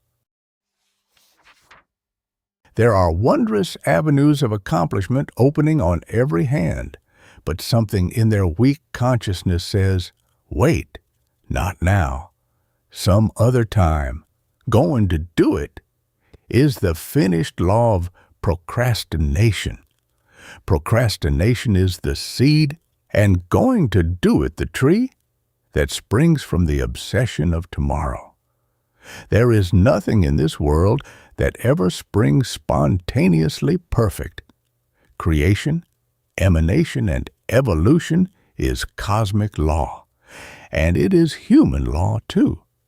And no matter what we want, have, do, or be, we must begin it before we can finish it and possess the fruition. The individual who carries a hope, a dream, a desire hidden in his heart, and drags through days, months, and years without the courage of putting it to the test must be a failure, because he is standing ever before his own unfulfilled selfhood. God helps those who help themselves has been spoken for centuries, and 1,000 unseen forces are waiting to assist the one who knows what he wants and then flings himself fearlessly onto his law. Once I met a great woman, great in genius, great in personality, great in expression. She was training to become a public reader and teacher, and perhaps later an actress. In some past incarnations, she had fulfilled the law of all these desires, and she came into life equipped fully for these big endeavors. I was fond of her and eager for the world to have the privilege of enjoying her great gifts. Always she said, "Not yet. I am going to do it." Then she went on studying, always with this discordant urge within her. She longed to stop and get out into her legitimate field. Whenever she came to me, I said, "Why don't you begin? Get ready. Announce yourself. Get a business manager or get into a company. Won't you please do something to give yourself a chance?" Yes, she would. She was going to do it. 10 years have passed, and she has never done it. And today, after 10 years of foolish resistance and wear and tear on the physical side, which repressed genius always brings, she is the decay of a glorious selfhood. Lacking that subtle essence of divine command within her own soul, she lost all and will have to give this incarnation to the development of a consciousness which can direct her own soul. The world is full of those who are going to do it, and so it is full of failures. Do it now is the watchword of success. It is common sense to give ourselves a legitimate amount of time to get ready for any wild thing. The bigger our endeavor, the more time and thought it demands, and it is well said, "Fools rush in where angels fear to tread." But it is also true that without this quality in the human soul which causes the fool to rush in, there are many fools who would forever remain at the fool's level of unfoldment. The urge that sends the fool on is the urge that deifies and glorifies our human endeavor, and the fool follows it in uncontrolled, undirected enthusiasm, while the wise man guides it, cherishes it as his most precious possession, training himself to allow it to urge him on and through almost impossible accomplishments. Going to do it never gets anyone anywhere, and the one who rises powerfully to the top of his own mountain of success is the one who first surveys the path to this mountain pass, and then, taking the bit of the bridle of his own life in his teeth, runs away with himself. It is then that the world, seeing him rush on in what appears to be madness, stops and says, "What is this?" And with attention comes interest, and through interest comes praise or ridicule, and through these comes cooperation, and his success is assured.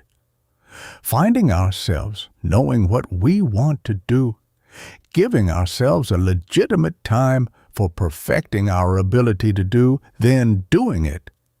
This is the law of success. Do it now. We may have only 0.1% perfection when we start anything, but practice makes perfect, and out of the very crudest material will come a gem, polished by use into a resplendent brightness. It is better to do and fail and profit by the wisdom born of this failure than to sit down in unexpressed genius and atrophy from disuse. The past is spent, the future is thy God's, today is thine, hold fast the precious treasure. Chapter 10.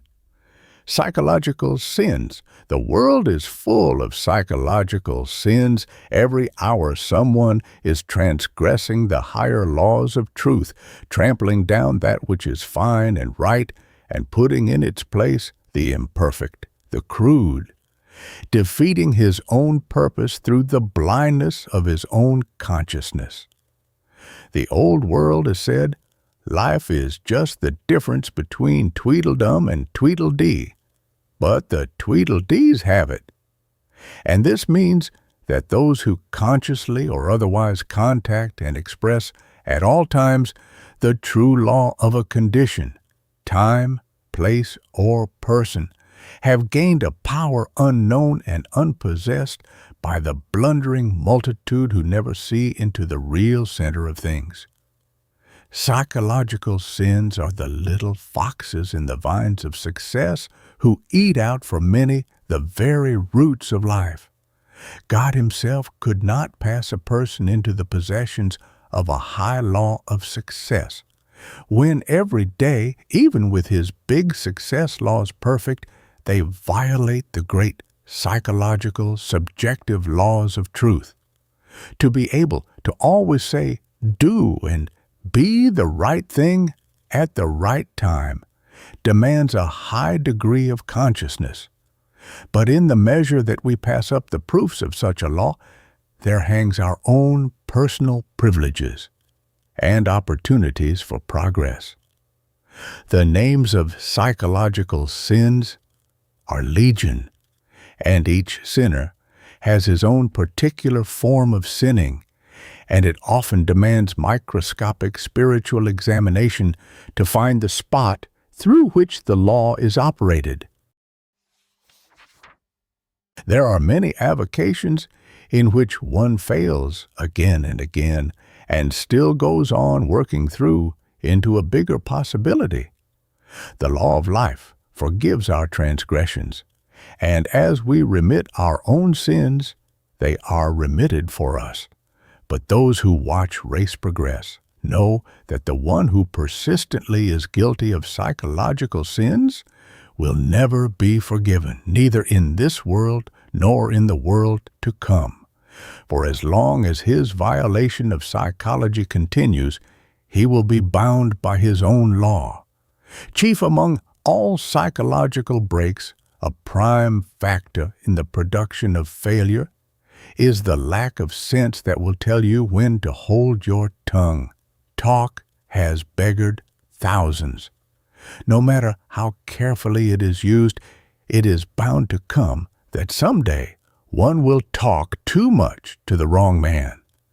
It is not so much the sin of not minding your own business as it is the love of talking. There are always many things that the other fellow need not know. It is a violation of all true being to talk about these things, to hold our tongues about our own affairs and the affairs of others especially. This is power. We may tell our secrets to the idle listener if we choose. We only hurt ourselves thereby, but what we think about someone else and pour out with our own senseless talk is double sinning, and seldom one cares to hear it, and we become a bore to be avoided. Again, there are those who say, "You can believe that I always say what I think, and if I think anything, I am going to say it." Wrong again. No real psychologist ever says just what he thinks, unless his finer senses tip him off that that is just the moment for him to say that very thing. There is a time for everything and nothing in all God's universe, but our own ignorance ever gave us the commandment to go around spilling our sass out uninvited. In fact, what one says often cuts no figure with the real truth. Our think and say are good for us to act by, but they might be entirely incorrect in analysis and the direction of others. It takes years of experiences and fine discrimination before the things which we say will not come back to us void, and we only get ourselves disliked and delay our own law of larger usefulness by meddling. Another sin is to play the traitor in small, hidden ways to friendship, business, or love. Little suggestive insinuations behind the backs of others, a trifling betrayal of weak spots in their character or work or business, which they unconsciously put in our hands, or which we arrived at through the intimacy of friendship, and a friendship which made it appear possible for them to live for a moment, perhaps, off their guard. Every human life is transmuting something either in the self or environment. The guise of friendship allows a closer intimacy than is accorded to others, and through this we enter into shrines and temples of lives which are kept closed and sealed to the big useless crowd outside. It is a sin of the deepest dye not to have a shrine of absolute truth in our own life, and then to sneak like a thief in the night into the holy sacredness of another's shrine and turn from this to the outside world. Tear down this shrine and demolish this temple with insidious hints and half-veiled suggestions until we have let loose a flood tide of suspicion around it.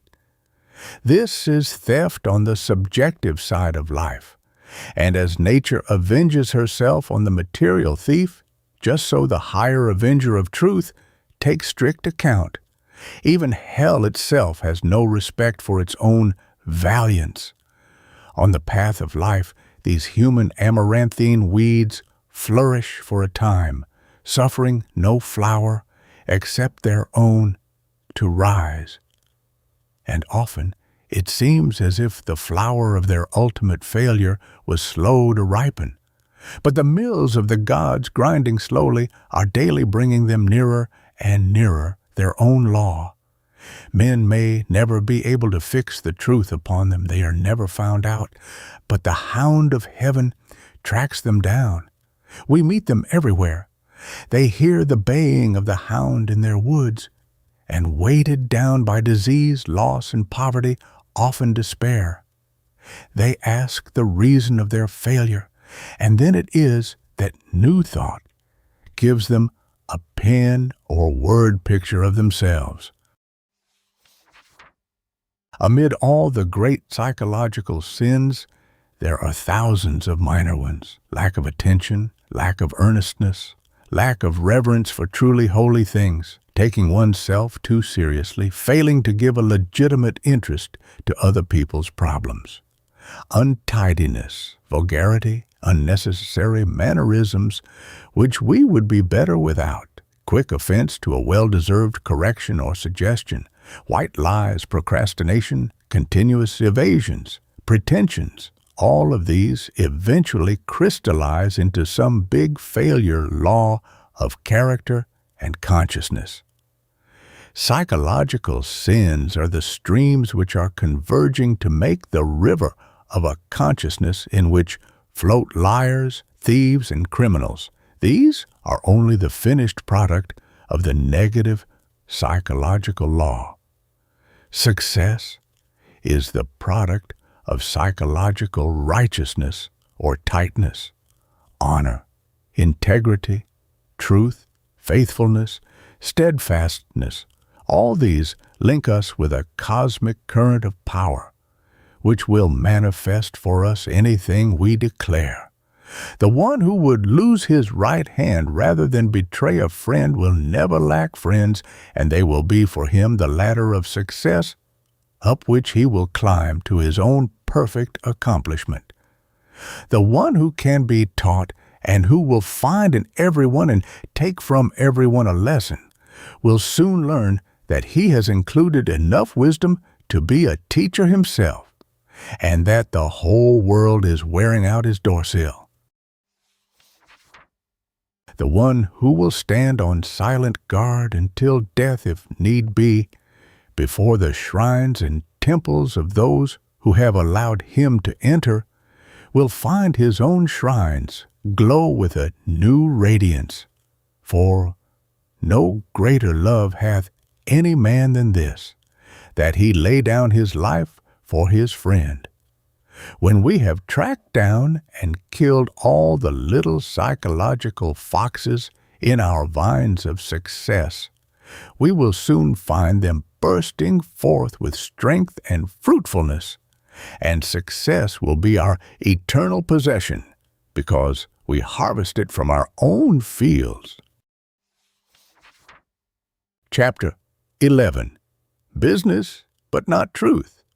Nothing but truth will hold truth, and failure comes as the inevitable reaction of being continually just off the center of absolute truth.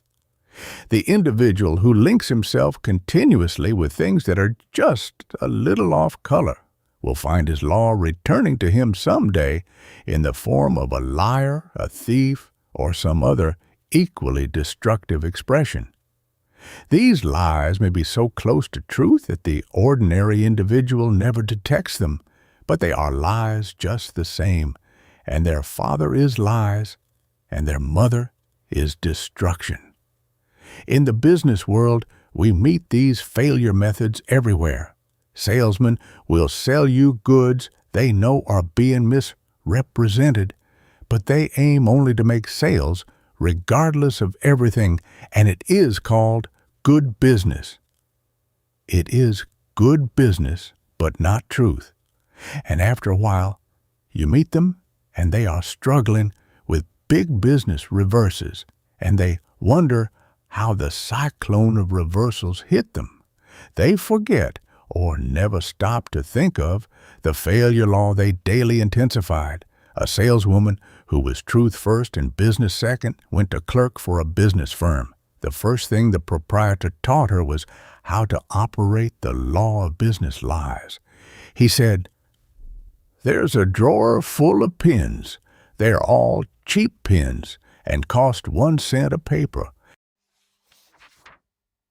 When a customer comes in, ask her if she wants a 5 or 10 cent paper of pins, and no matter which she says, take them from this drawer."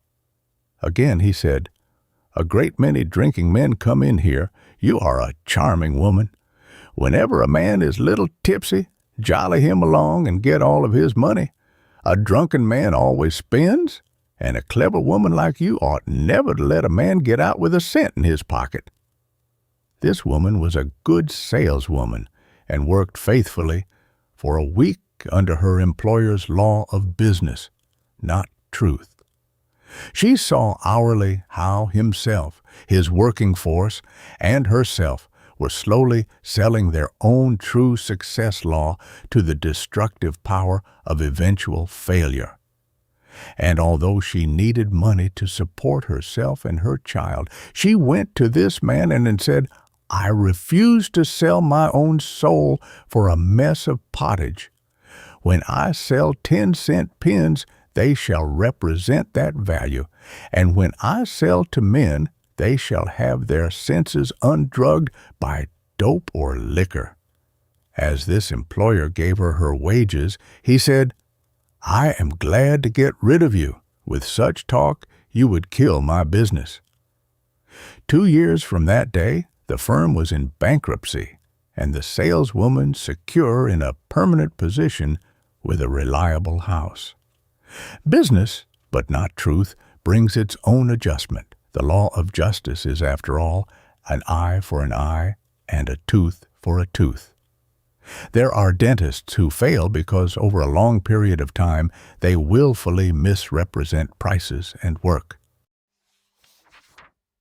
It may be easy to overcharge a green Swedish servant girl or an uninitiated German farmer, and it is easy to ask double the price because a doctor's patient calls in a limousine and has money.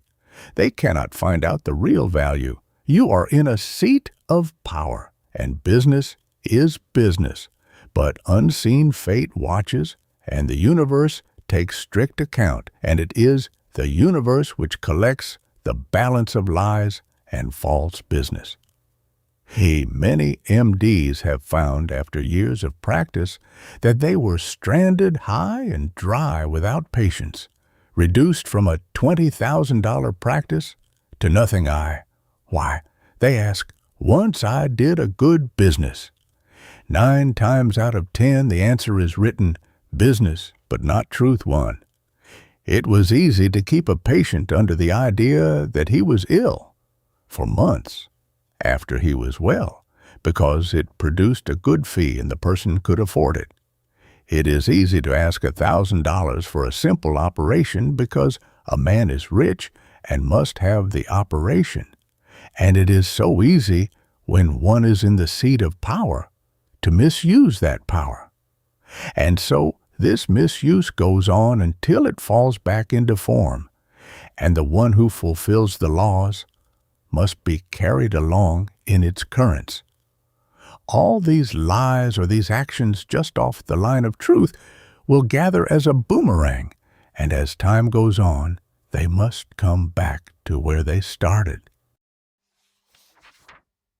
The whole industrial, professional, political, and social world is filled with these violations of truth, and in business, partnership, homes, marriage, and love. Everywhere they are rampant, and yet the poor, struggling children of men ask, why are there so many failures? Perhaps in no association are there quite so many false positions intensified as in what the world calls love. The world will say it truly loves and then lie with the next breath. A man writes, "I am so glad, dear, you're having a good time while you are away," which is pure sarcasm, as he is sick with jealous pain because dear is away alone. A woman says, "I love him with all my heart, but I pretend I don't. It wouldn't do to let him know it. He would be so domineering." Yet they call this love, when in truth, love only loves. It never domineers. And true love is always glad. It is never jealous or unhappy. There cannot be any permanent success for such association. And it is this which has led the world to say marriage and love are a failure. Such marriages and such loves are failures because they are won with failure methods. But true marriages and true love are life's holiest success because they are built upon the law of true understanding and not pretension. The highest and greatest permanent successes are built around the lives of those who stand steadfast for truth, the whole truth, and nothing but the truth. Whoever wants business success, love, or ambition to blossom into fruition must have the absolute principle of truth in his heart. It is said that civilization today does not permit truth to be either spoken or lived. This is the master lie, hatched in the consciousness of the prince of liars, and sent forth by those who are living the life of business but not truth. It fits their development to say this, and if possible, hold the mass mind to their own levels. There are in all this seething mass of misdirected energy seeds of mighty truth, and a new civilization is rising which speaks the truth, and whose business, love, home, and social relationships are assuming new and beautiful expressions. We know today that the straight road of truth through the jungle of the old civilization is a hard climb, and truth is beset on every hand with opportunity to change horses with liars. But the quickest way to our perfect success, no matter what it is that we desire, is to live each hour in unfaltering steadfastness to the truths of life. It is true that truth takes the long road, and that sometimes the hour seems long delayed. But it is also true that when our ideals are accomplished by this law, they are verities, and the true commercial world is waiting to pay us a big price for our verity. The world of friendship is waiting to worship at our feet, for truth has reached the heart of truth, and love has eternally its olive, and faith knows that it can work out its own through this rock of support beneath it. Failure must forever be the inheritance of the liar. "If thou eatest thereof, thou shalt surely die," was written for him. But success in the highest comes some day to the life which is true to God, true to itself, true to its work, true to its own ideal. The world really loves truth. It loves the one who can fearlessly tell the truth, and it is waiting for that master consciousness who can tell the truth about all things in a way which will not offend. Chapter 12. Personality and Individuality. There is a great place for higher instruction in the subject of personality and individuality. And one of the greatest blunders of age comes in directing the race mind into a line of thinking which separates these two distinct expressions of the self. They are both important, and only as we understand them can we harmonize them for power. And when we do harmonize them, the world witnesses a gigantic success law, which makes all other laws look puny and insignificant. Then it seems as if all laws were finished in this perfect magnet called man. Man is the visible and audible expression of spirit. The energy which comes from this expression is the unseen energy of life. It is spirit itself.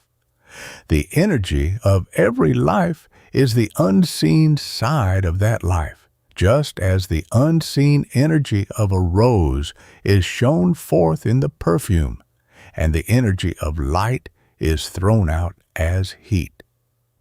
This energy of life is subject to control just as heat is controlled. The external body of man, that which we see and touch, is simply thought energy materialized.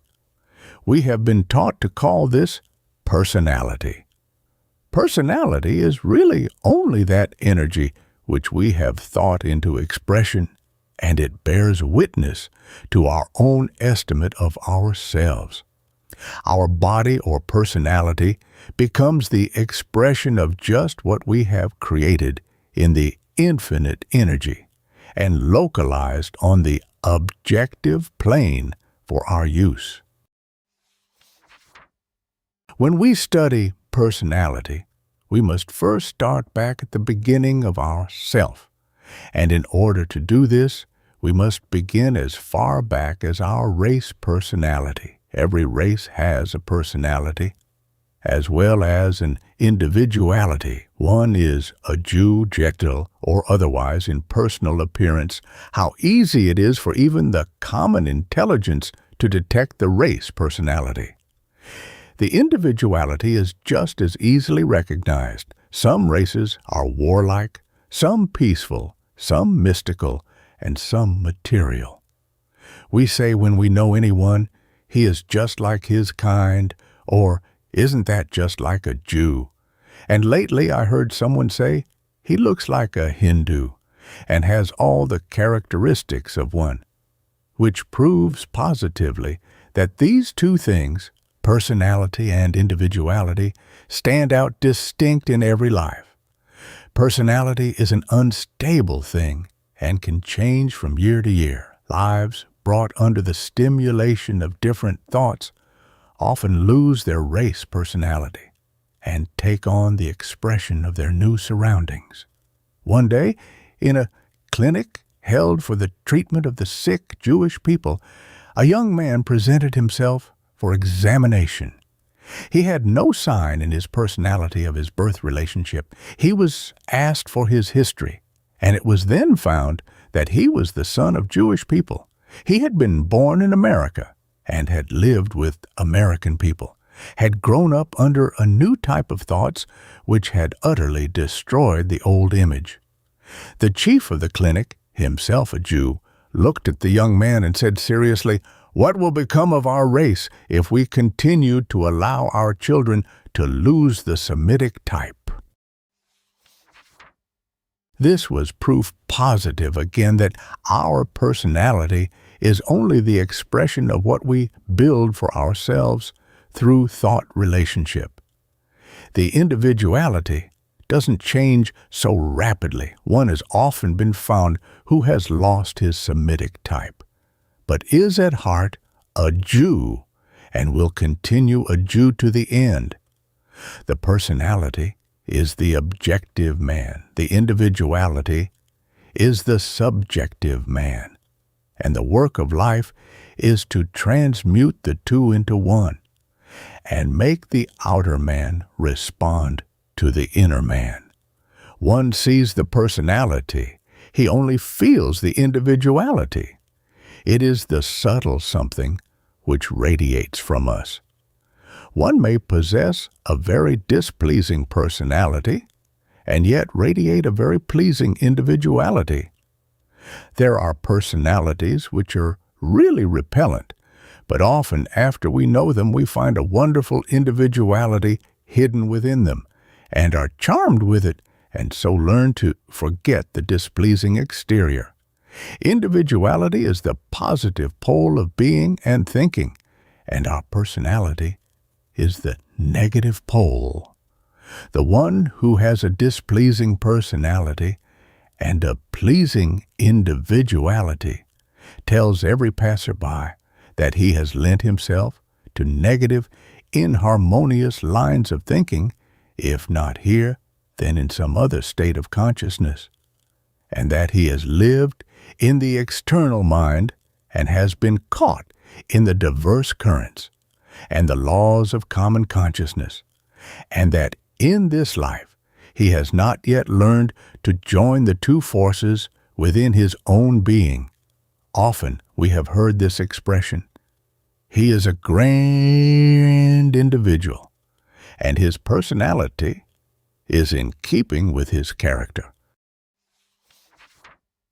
This means that the same quality runs through and through, that the warp is the same as the pattern. Our personality will naturally put on a different expression from the individuality when, by force of habit, either racial or acquired, we make our consciousness dependent on external things instead of controlling and directing all external conditions by the law of life from within. Individuality is an expression of conscious growth, and our personality may be made the perfect objective expression of this growth. The purely personal life is not a whole life at all. It is only a part, just as the body is only a part of the divine man. Individuality is often latent in every life, and after the development of the personality is over, the individuality begins to speak forth. It is nothing but the finer thought life that has been growing throughout all time. Every moment of our life, individuality is adding to itself, and personality is adding to itself. And when the two become one, the same material is used for both, and there is no longer need for transmutation. But as long as there is separation between them, one may know that there is some work yet to do in life. The whole scheme of existence makes for absorption of the lesser into the greater, the subliming of all matter into the manifestation of spirit. The law of each life demands that the personality and individuality become joined so that the individuality may express externally as well as internally, that is, to become the visible as well as the invisible power. The personal must become refined and etherealized through the stimulation of the higher impulses.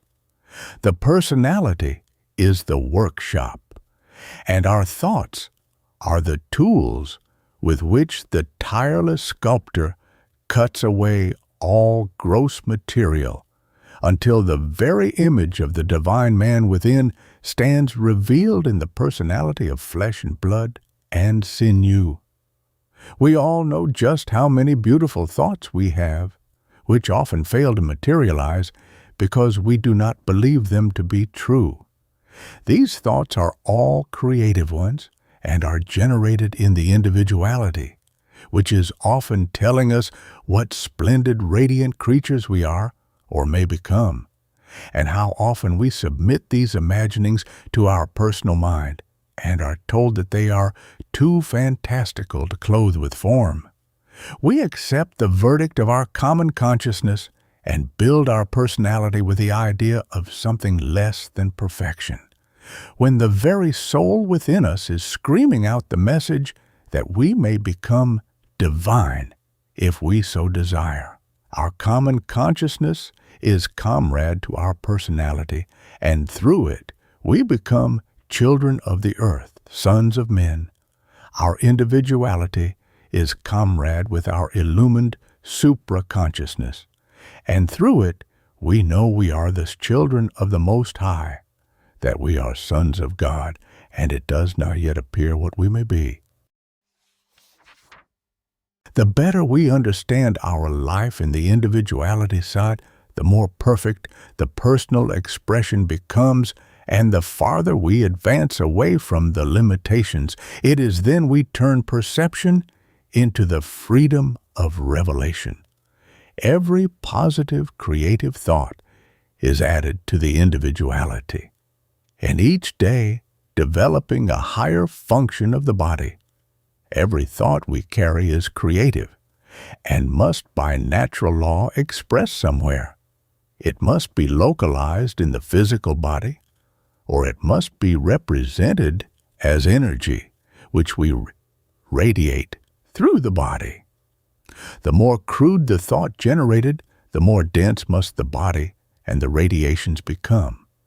The personality and individuality never were and never can be anything else than the negative and positive reaction of the same power, and this power, infinite consciousness, expressed here in human form. Individuality will forever remain the twin of personality until mankind merges them together. They were born together, and they will remain together until the higher absorbs and controls the lesser. The visible world and the visible body are both under the same law. The external grows from a fuller rushing out of the inner life. The personalities grow and refine through the new truths learned. The closer it allows itself to follow the invisible but insistent individuality, the more beautiful and harmonious it becomes. In the struggle for existence and the accomplishment of our success law, both personality and individuality have their power, and those who forget find it out later on to their sorrow. Our personality is our introduction to the world. It is the real press agent to the multitude. It speaks a silent message and depends wholly upon us to make it tell a wonderfully attractive message. No matter how beautiful one may be in mind and character, he is just that much more attractive if he has all this joined and expressed in his personality. No matter how unattractive anyone may be, there is always one personal charm which can be made the center around which individuality can attract and manifest. The one who neglects to find his strong personal point of power and intensify it does so at his own risk. Sometimes this point of beauty or attraction is only nice hair. It might be luminous eyes, perhaps a gentle smile or a tranquil expression, possibly good teeth, aristocratic feet, a supple figure, a splendid walk, broad shoulders, a cheery laugh. Each one of these makes a fulcrum of power for the one who will use them and not go moping around because she or he does not have them all. Business, more than anything else, calls for power personalities. Personalities which have strong marked characteristics on which faith can be established. This will lead the seeking world on into at-one-ment with the individuality. I have often heard businessmen say, "Oh, I can't send him. He hasn't personality enough and can't use what he has." All public opportunities and privileges call for personalities to fit them. All great movements on any plane demand personalities to stamp them into the minds of the race. The heads of the Roman Church who went to hear and see Martin Luther when he was pioneering his new religious idea to the world said, "Pshaw, that man hasn't a thing on earth but a personality. But that personality burnt the message, eternal, into race consciousness. The very acme of success depends on our having 100% of our personality expressed all the time. And one of the sure failure paths of life is to allow our personality to become so demagnetized that it has in it no hint of the true self. The world may say she is just as handsome as she can be, but poor thing, she cannot be very handsome. And this may be true. But if we make ourselves just as handsome, strong, sweet, neat, and wholesome as we can, then we have fulfilled the true law of our own being and can laugh the whole world in the face as we become more and more perfect in the transmutation and reformation of our personality. This fineness sinks in and stays in our consciousness and joins our individuality. And our individuality each day grows more wonderful. And this perfecting individuality plays all its strong impulses put through our face and form, and we again return them still finer through action and understanding until our psychic circle of power is complete. Then we become a magnet of attraction, and in every walk of life there radiates from us a great love, power, success, and energy, and our very presence becomes a benediction. We are not then seeking success. We are success. And the whole world pays tribute to our individualized personality. Chapter 13. Enthusiasm. There is nothing in all the world but life. Even death itself is only life acting inversely. One of the greatest success methods is to be full of a radiant energy. We are judged every moment by the law of whether we are the quick or the dead. There are multitudes of dead ones everywhere, and these make the vast army in failure. You may go among the poverty-stricken, the unemployed, or the loafing world, and you will find that the quickness of spirit is lacking in them. They are dead to opportunities, dead to enthusiasm, dead to faith, dead in vital understanding, and dead to everything that will hold them fast, to the great pulsing life current, everywhere waiting their own conscious contact. These failure people are depressed below the level of the universal life, like the Dead Sea or the parched dens of the desert, while within their own being are lying dormant the possibilities of life more abundant and the success that comes from this life. There are those everywhere who take nothing out of life and who put nothing into it. If it were not that the Heavenly Father feedeth them, they would perish off the earth. There are many people who live in all the beauty of this earth, contacting hourly the wonders of earth, sky, sun, water, and verdure, and yet are blind and deaf to all that nature's voice is speaking. The great, wide, beautiful world, with the wonderful waters around it curled, and the wonderful grasses on its breast, are nothing at all to the lives and eyes of the dead ones. They have no value as friends, companions, or lovers, for all these associations call for the thrill of the quickening power of sight and sense to make them worthwhile. They have no real value anywhere, and are a drag on every situation because they have within them no power of response to any sort of external stimulation. They lack the power to press their own spring of answering enthusiasm and quickness. In the commercial world, deadness makes them ciphers in the big active sum of valuations.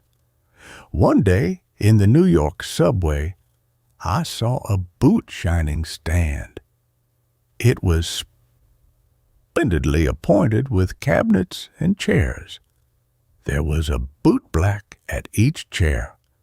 As I passed, I saw one of these bootblacks with bright eyes standing alert beside his particular booth, and with a cheery, ringing voice he called to every passer-by, "Shine, shine, shine 'em up. Have a shine, sir."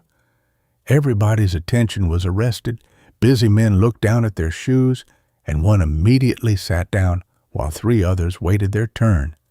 The other, bootblack, was asleep at the corner of his booth, indolent, lazy, uninterested in life, in the crowd, or even in his own business.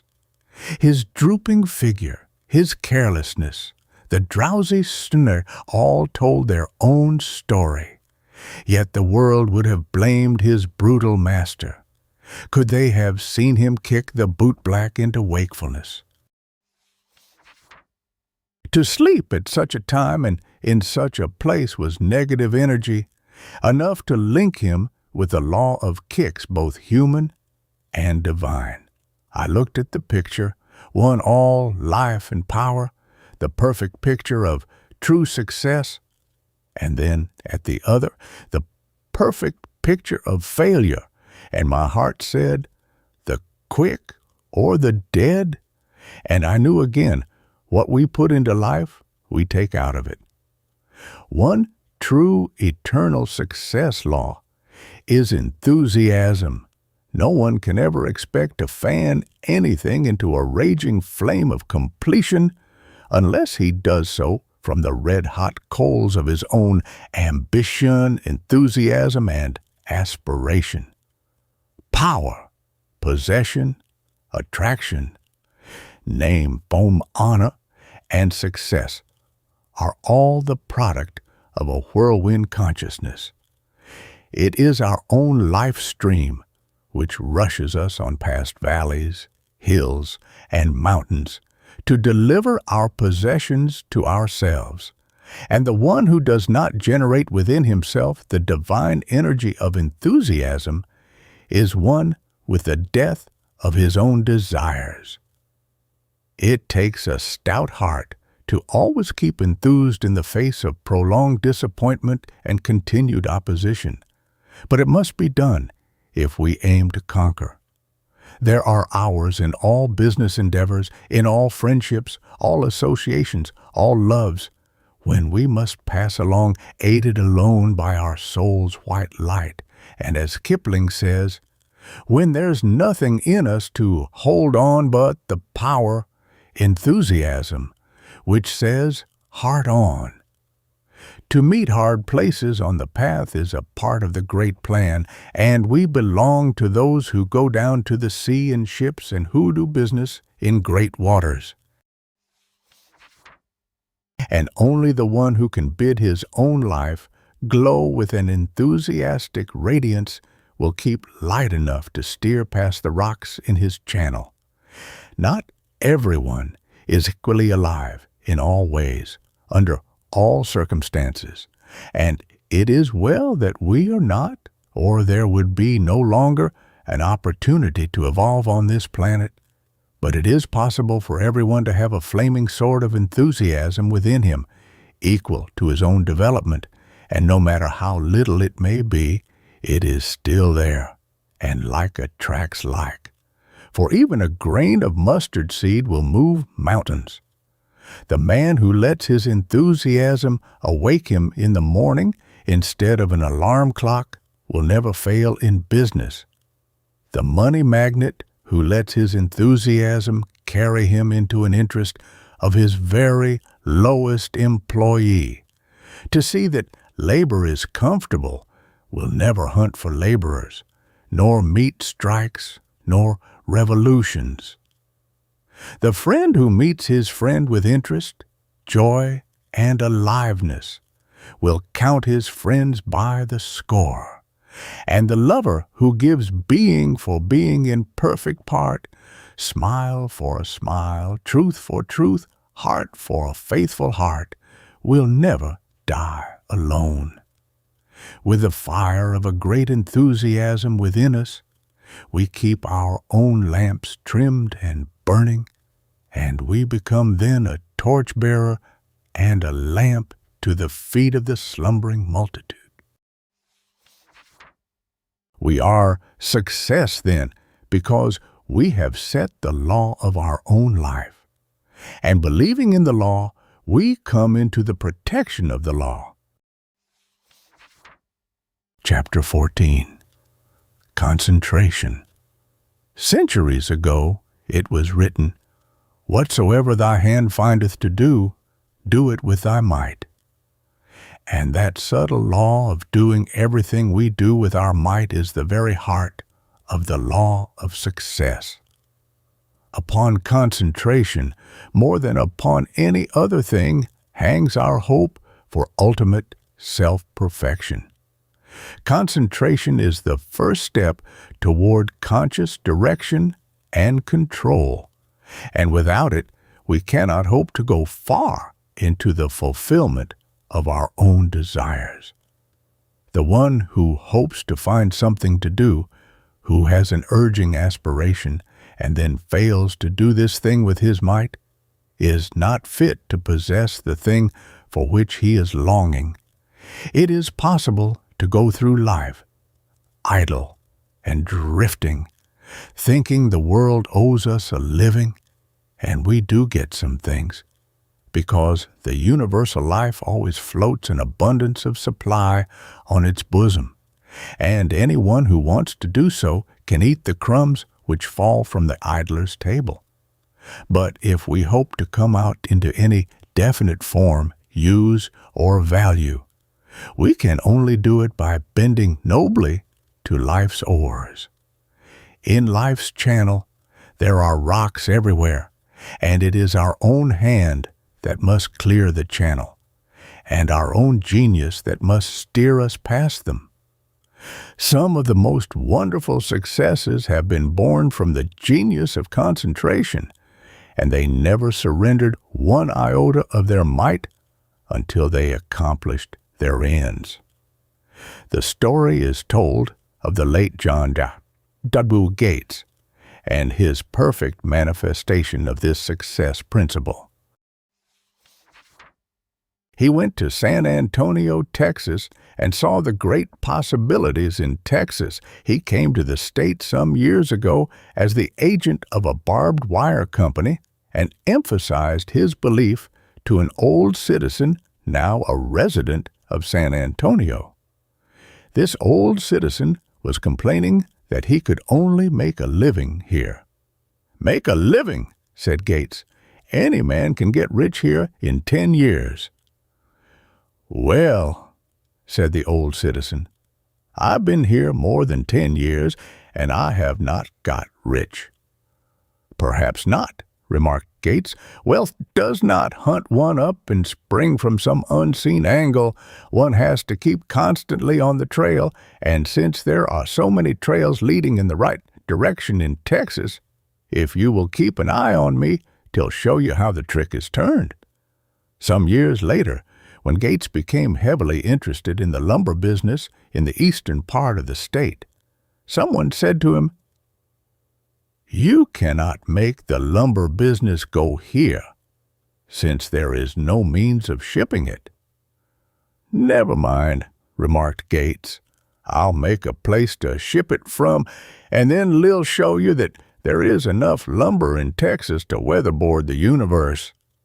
Sometime after this, he met the old man to whom he had talked about getting rich when he first came to Texas. "I hear you're making it go," said the old man, "and that you are really getting rich, as you said you would." "Making it go," remarked the man who saw possibilities. "Damn it, things are making me go. Things come so easily here that I am constantly on the dodge to keep from owning the whole state of Texas. It's the easiest game I ever played. No odds what kind of a hand one has. If he bets stiff enough, he'll win. There are thousands of failures simply because they did not have the genius to see an opportunity. But there are more failures because when opportunity was everywhere, they lacked the thought force necessary to push it into form. This is not just the same as the law of mind your own business. There are many subtle breaks in this chain of doing, and every break means failure. Living in one world and working there with our hands, while all our thoughts and wits are wandering in another, divides our forces. No one can serve two masters. Success demands that our mind shall be in all things we do and all things in our mind, until we have established a long line of things which we can do automatically. When concentration is complete, one can do a half-dozen things at one time and direct as many more. The concentrated mind does not think in concepts. It thinks in ultimates. It does not think in pennies and dollars. It thinks in millions. It does not think in cities and states. It thinks in continents. Nor does it think in minutes, hours, or days, but in eternities. Here are some of the well-known failure cases we meet and who demand help and attention. One day, I went to a restaurant and after seating myself said to the waitress, "Bring me a pot of tea." Instead of bringing me a pot of tea as I had ordered, she brought a cup of tea. She had not heard what I said. When she brought the cup of tea, it was overflowing with tea which spilled over the saucer and the table. The waitress set the cup down and went away. I didn't know where she had gone. She was not in sight nor finishing my order. That was sure. It is written, "Thou shalt have no other gods before me." And this waitress was not doing with her might what her hands found to do. She was thoroughly reckless, careless, and regardless of the thing that she was in the restaurant to do. I have watched the people in the work world. I went into a jewelry store, and the girl at the counter was humming some ragtime song. Her mind was on the ragtime, and she kept on singing, and I hardly dared to interrupt her. When I asked for a bracelet, she said, "Let me see." She proceeded to drag out some jewelry in a careless way from the shelves and continued to hum her interrupted song. Not seeing any article that appealed to my fancy, I asked, "Have you anything else?"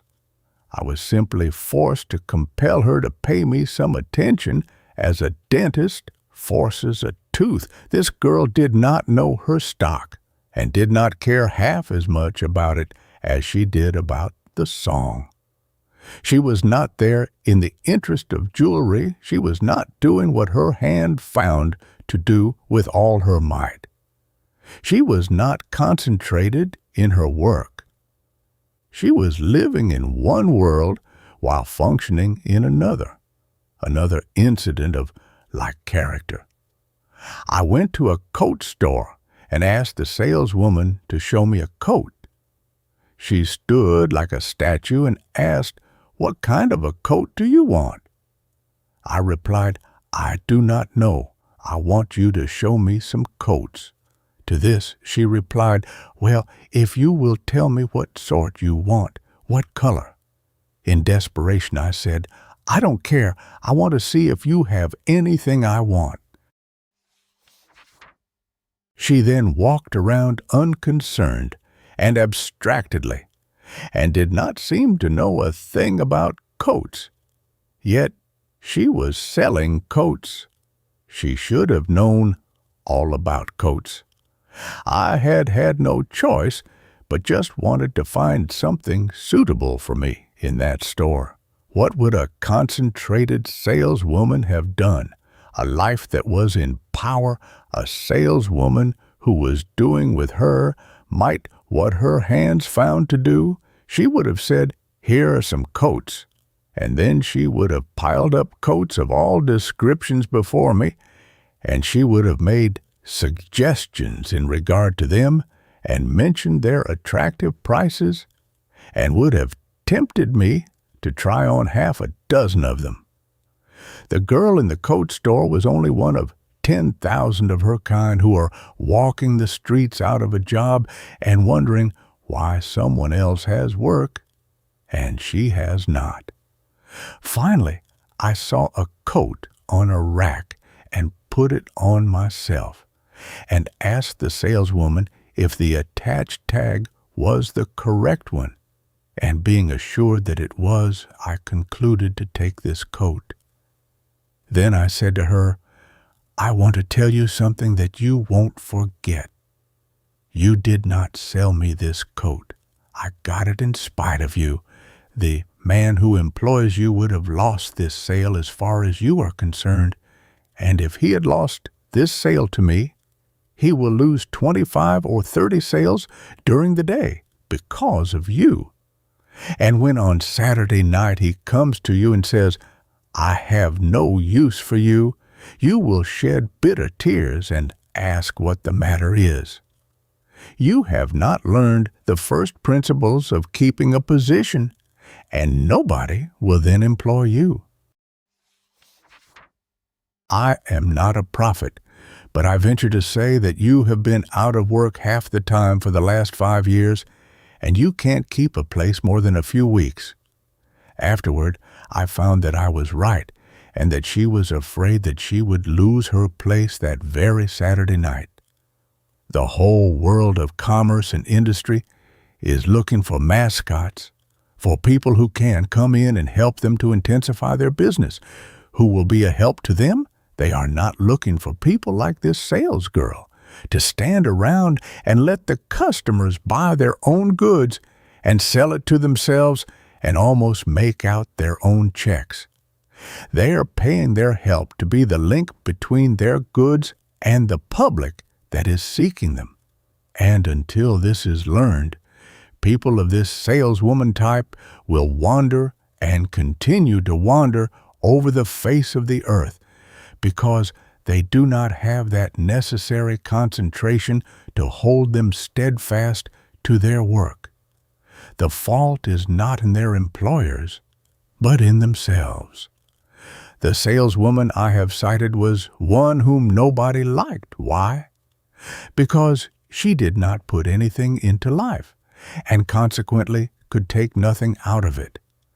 I am taking this girl as a principle, because she is one of many of her kind who clog the world with failure and always asking themselves, "What is the matter with me?" Their methods are faulty. Our first fundamental is that success is built upon one thing, success methods, and failure is built upon one thing, failure methods. And this saleswoman, hoping for success, was using failure methods, and there is no relationship between them. One is the product of unconcentrated, unrelated, indifferent life, and the other is the product of a conscious, powerful, related, and concentrated life. Do with your might what your hands find to do, and concentrate on that work until you are absolute master, no matter how much you dislike your work.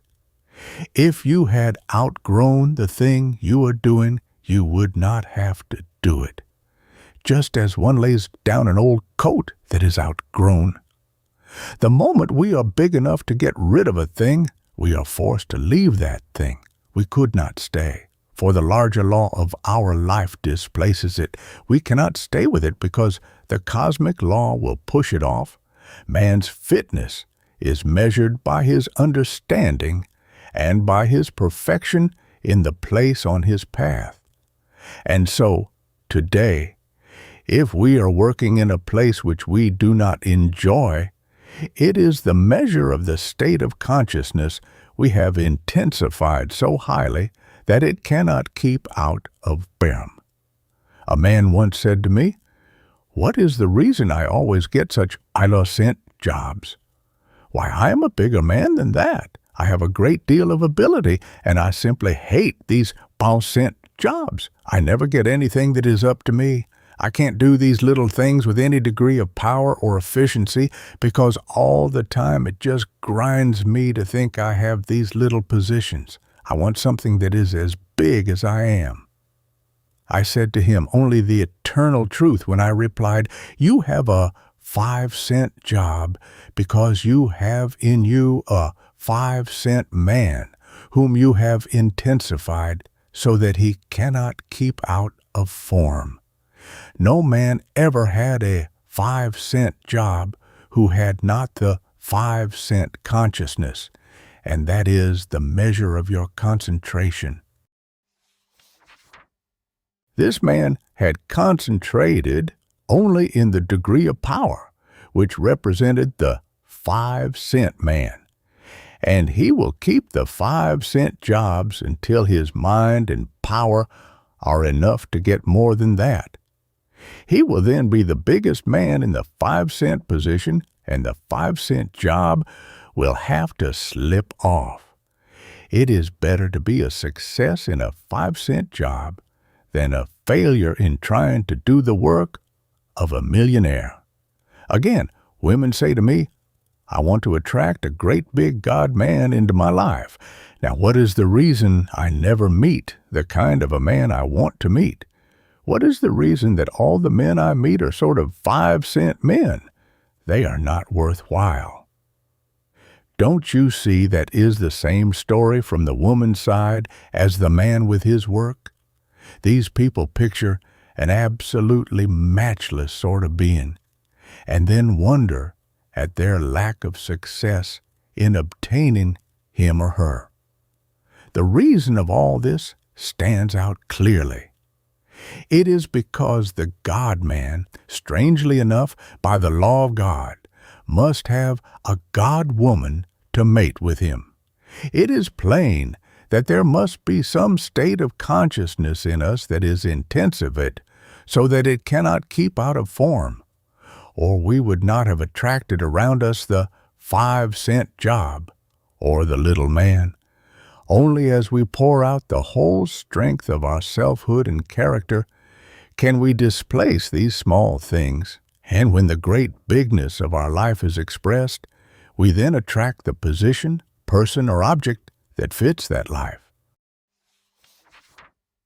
When we know that no one gives to us but ourselves, and no one takes away from us but ourselves, and that we lose or gain through our own individual law of attraction, and that this attraction is based wholly on our power of concentration and ability to pass up the proofs of our fitness, then we have a new idea of success and failure. We begin to put the blame where it belongs upon ourselves, and to really know that the perfect or imperfect expression of life is in our own hands. There is only one world, and all things are in it.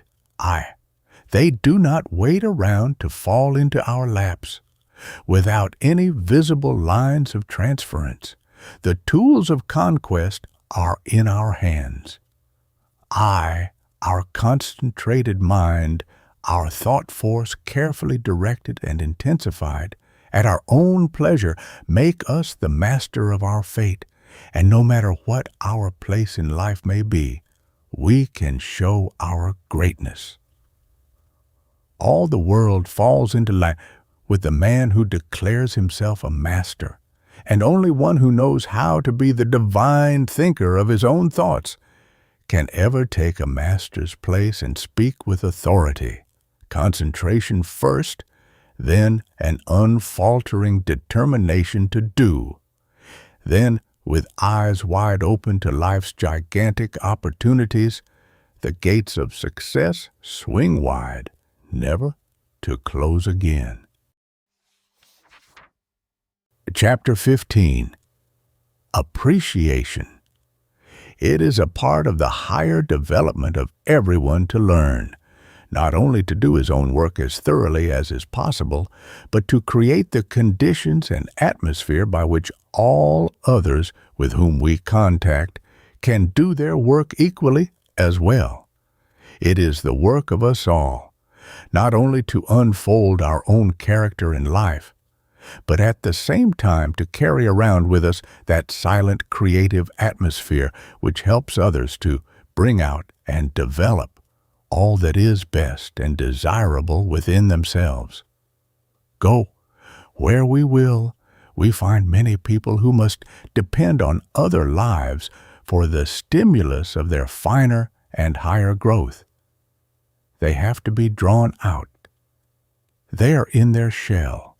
Their sweetness and charm never find expression unless they are evoked by sincere encouragement and warm affection. The world is full of half-starved lives. They go on day after day, finding no legitimate expression for that mysterious something within them which cries out to be fed and expressed. There are many others who are hungry for the affection which they often have, but never receive or possess, because those who hold it for them never give it voice.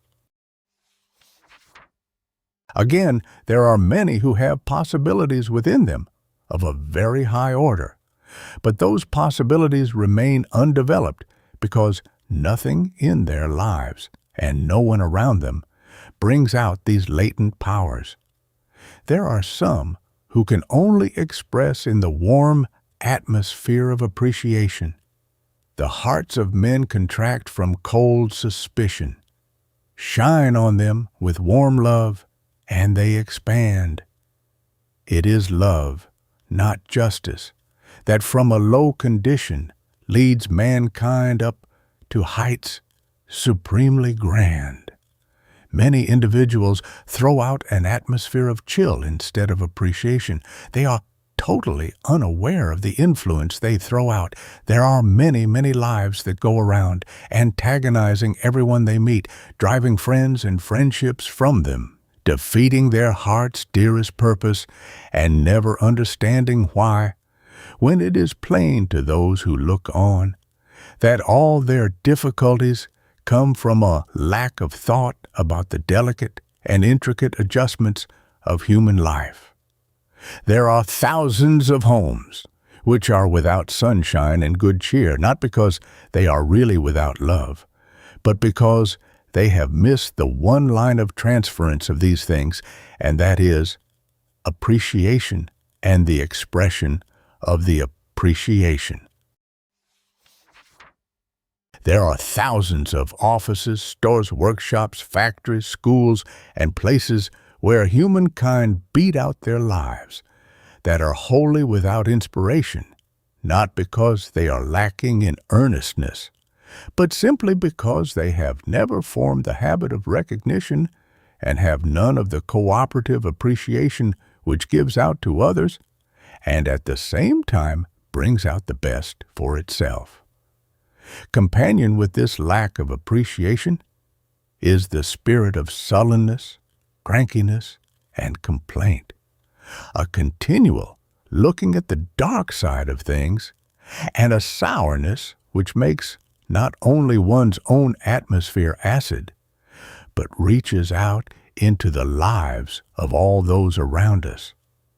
It is time for us to learn that we should have sunshine of our own, and also that we have no right to steal the sunshine away from other lives. The world is often a beautiful place to other people until someone, with no appreciation or recognition, steals it from them. We have no more right to enter a life and rob it of its joy than we have to enter a house and rob it of its valuables. It is small enough for us to look at the gloomy side of life and never feel the force of appreciation, but it is still worse to make our atmosphere so dense with it that we crowd our discontent and heaviness into the lives of others around us. Of course, we may be a crank if we want to be. That is our own affair. but we have no right to crowd our smallness into the lives of others, and neither have they any right to allow us to do it.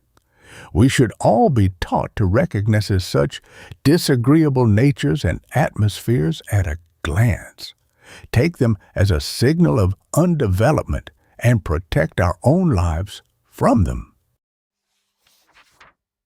Sometime in our life, we all meet one of these walking frosts, and we never forget the chill they always give us until we learn our true position toward them. Whenever we feel all of the meanness of our undeveloped nature welling up within us, it is a good plan to just keep it to ourselves and cultivate the appearance and atmosphere of recognition. After a while, we will displace the chill by the sunshine we have willed into expression. If we conquer it a little, day by day, we will soon cease to have it. A smiling face, a happy life, a soul full of appreciation which shines and radiates from us. This is the proof which the soul offers to the world that it has learned how to create its own kingdom. We should train our eyes to see the good, the true, and the beautiful in everything, and then recognize it by every avenue of expression. It is not always enough to a life that we think it is good or great. We should tell the life what we think. A little word in kindness spoken, a motion or a tear, has helped to heal a life that's broken and made a friend sincere. When a life needs encouragement, give it. Don't see its limitations, even though they almost overshadow its power. Help it to grow into what it believes it can be. Encouragement is only another name for appreciation. It is no harder to see the good qualities in others than it is to see the faults. And it is a whole lot more comfortable for everyone. Life is a continual process of selection. And since we cannot choose but select something, learn to make it from the beautiful and best qualities and then hold them up before the eyes of the possessor and see it with all the highlights of love and appreciation turned upon it. If we make the most of all the good and great things we find in our lives, we will have very little time left to grieve about what we do not have. When we go into a store and find all the clerks who wait upon us, cross, distraught, and uncivil, don't report them to the proprietor. That will never cure them. Just treat them yourself by appreciation. Give them sunshine. Pour out all the warmth of yourself upon them and watch the effect. It won't be 5 minutes until the effect begins to show. Just the tones of your voice can start a new vibration. Do not be afraid to express your appreciation of them or for anything they do for you. There is no life on earth that can stand against real, sincere recognition. When someone answers us in a hateful manner, don't answer them back in the same tone. Stop a moment. Give them a thought of warm love and a kind word and see the storm clear away. There is no force on earth higher than the constructive energy of appreciation, warmed by a great love. There is a latent spark in every being which flares up in answer to the stimulation of appreciation, and the knowledge and use of this power widens our lives and our field of usefulness. The whole business world everywhere is clamoring for live, vital workmen who can attract and hold the outside world. It pays big salaries to those who can prove themselves mascots in whatever work they represent. But there is positively no place whatever for the dead ones. They already glut the market. Appreciation, the power of sincere recognition of our own abilities and capabilities, and side by side with it, the same approval of other lives. These are all factors in the foundation of a life success which cannot be fully understood until it is tried. In order to get real appreciation, we must get real love into our hearts, and then teach ourselves how to connect with our words. We may manufacture a grin and an artificial approval, but at the same time, we must be getting the real thing into our inner being, or there will come a time when our words will be only as sounding brass or tinkling cymbals. There is a great truth in the power of thought transference, and it is just as easy to create a mental atmosphere of appreciation as it is to speak it. And for some lives, this is sufficient to encourage them. But be wise and know when the spoken word is necessary to complete their character. Live appreciation, radiate it, let it shine through you. But by all means, learn to make your lips declare the truth your heart has known. Encourage people. Tell them of their good qualities of mind and heart and person, too.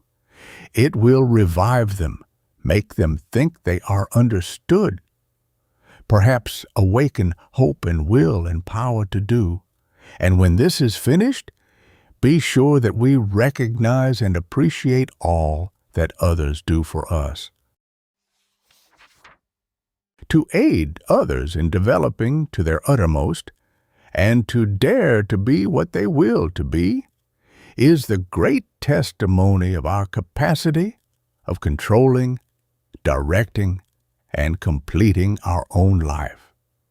There is no power so impressive, so strong for success, so powerful in life building, and so certain in its everlasting benefit to mankind in general, as this one great human attribute, appreciation, or the power of universal recognition.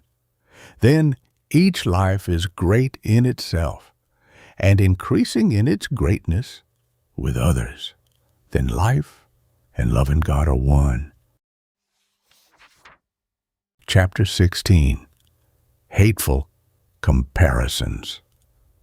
Comparison, both true and false, takes part in our success and failure.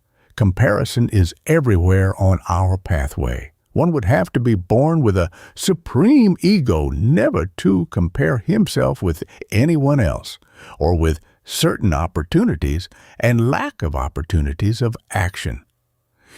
By the mistakes of others, wise men correct their own. And unless we are proud and self-arrogant, we must find splendid opportunities of measuring our own ability with the ability or lack of ability of others.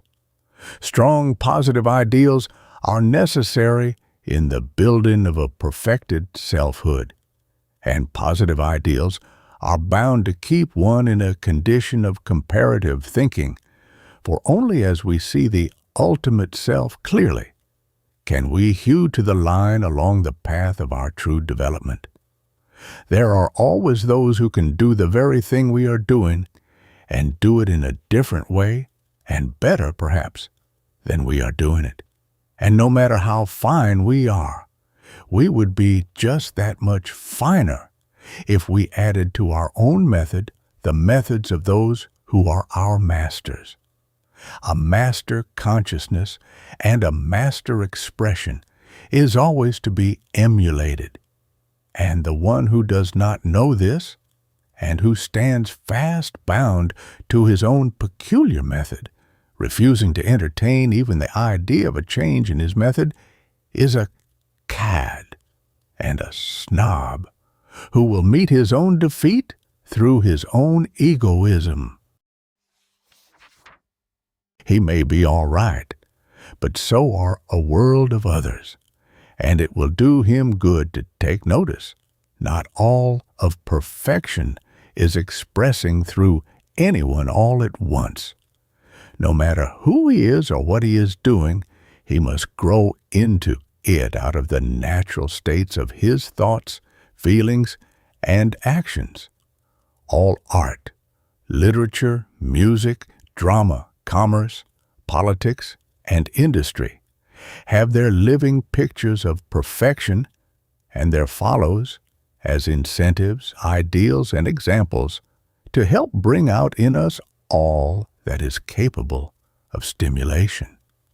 Healthy, normal, and careful comparison of our own ability and our own expressions with the highest type of these things we can find in others will keep us on the keen edge of finer effort and spur us on to accomplish still greater expression in action.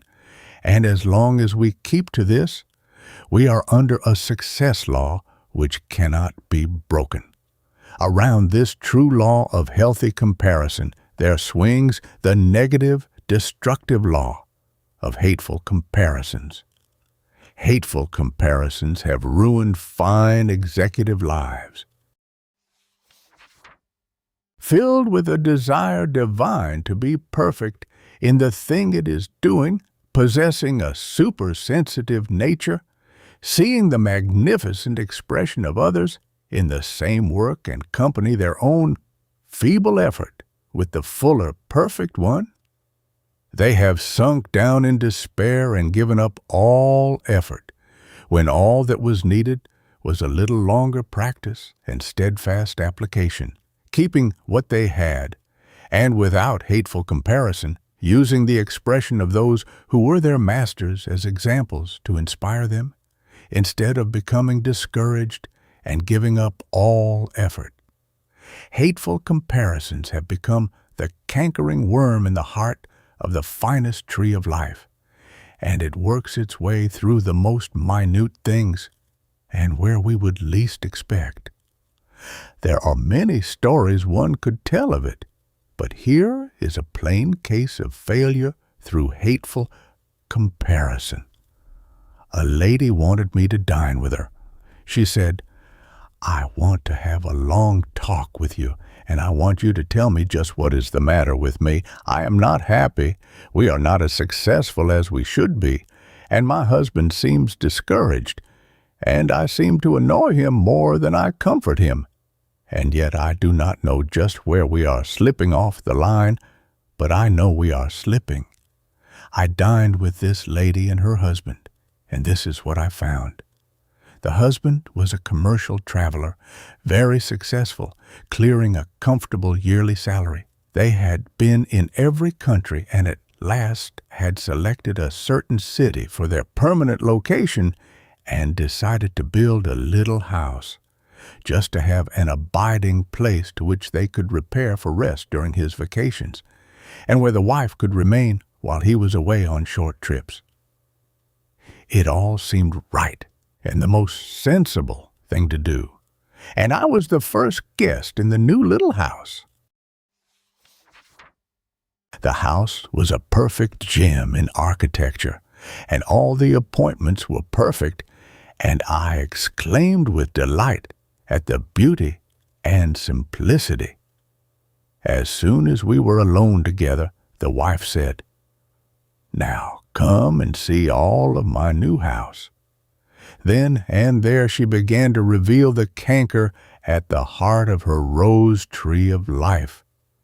Comparisons, hateful, small, belittling comparisons. She began at the hall. The rug had to be excused. It was not good enough. But all that she could have then, there was a rug she wanted, and one of her friends had so-and-so. The beautiful rug on her own floor was lost in her senseless regret of comparison of what she wanted and had not. Every room in her house came in for the same hateful comparison. The pretty curtains in one room were valueless because they were not some other kind of lace. The dining room table was carved and beautifully done, but worthless to her because it was not pure mahogany. Every room was blasted and made desolate by her belittling unconscious comparison. Even the dear little maid who served the dinner came in for her hateful comparison. She, too, was worthless when compared with some foreign maid she had had abroad. Then the husband hateful comparison was rampant there.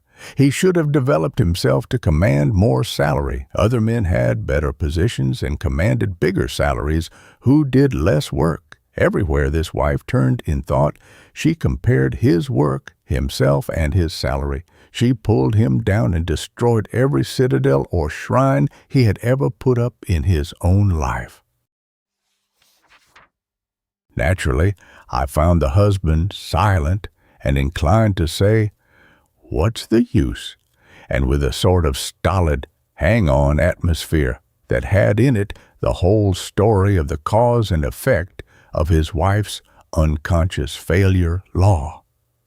After dinner, she took me to her own pretty boudoir, and seating ourselves cozily, she said, "Now go on, tell me, just what is the matter with me?" The dear. Of course, I told her in terms too plain to be misunderstood, for she was a growing soul and could stand truth.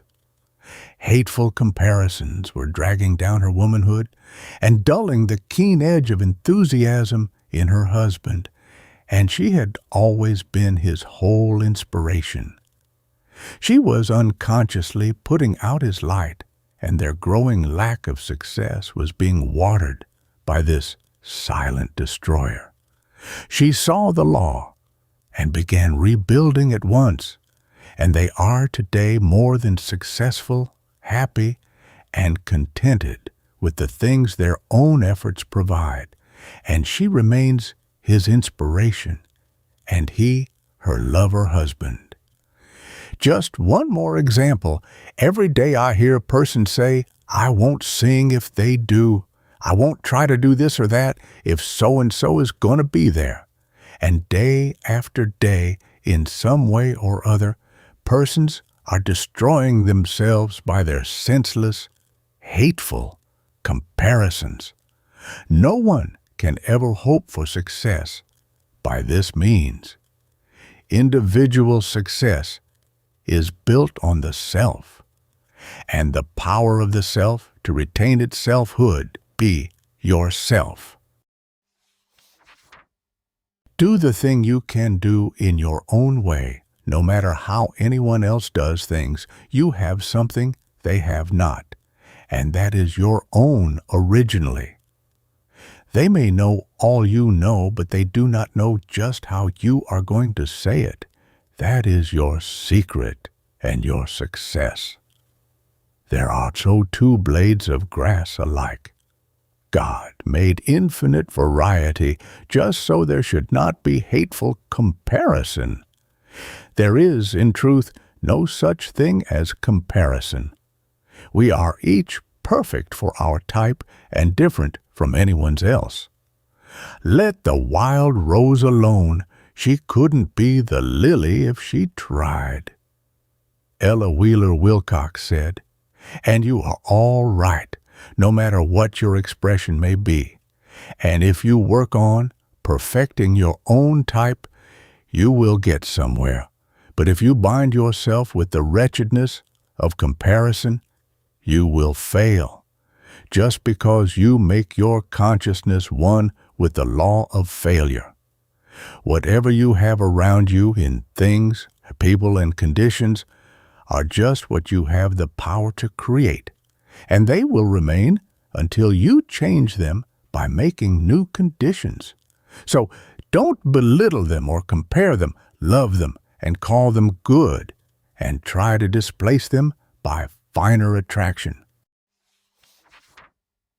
Jesus said, "And I, if I be lifted up, will draw all men unto me." And the individual who will perfect his type and make himself the 100% expressed of just that thing that he is, will have success. It will come and abide with him, because he is fulfilling the true laws of his being. Comparisons for growth and example.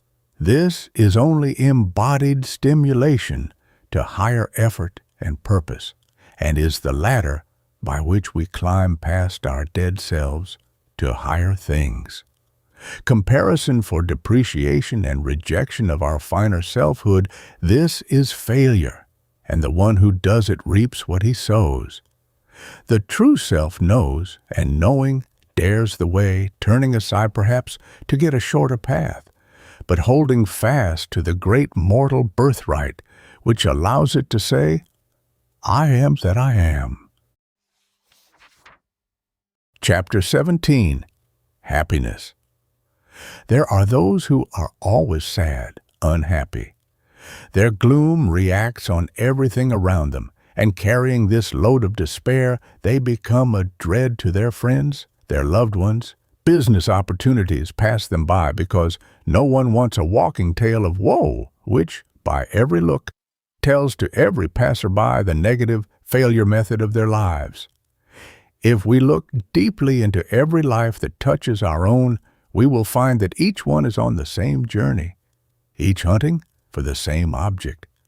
It is plain that everybody is filled with only one great purpose, which stands paramount to all others, and that is the desire to be happy, to find happiness, not the fleeting content which anyone can feel for an hour, a day, but that all-sufficiently certain and abiding contentment which makes for peace, power, and plenty at every point in our human existence.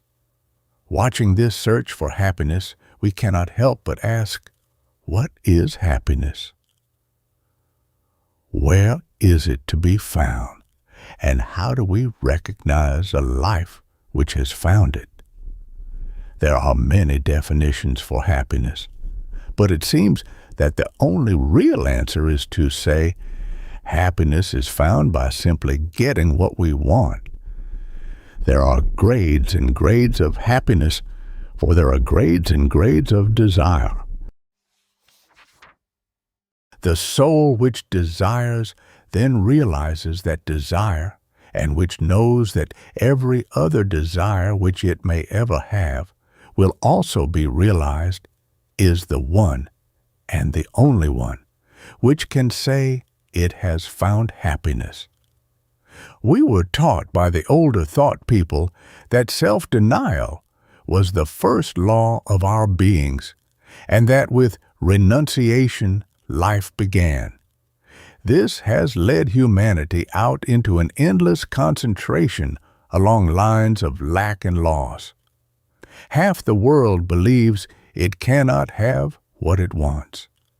Today, we do not believe that teaching, and know it, never was meant to be what the world has interpreted it to be.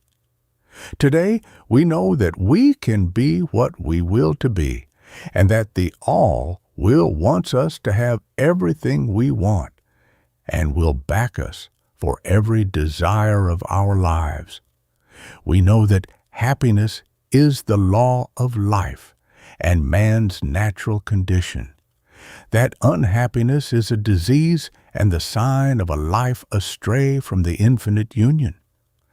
We believe in God now more and more because we believe in ourselves more and more, and we see always something in our every action that speaks of Him and His infinite care.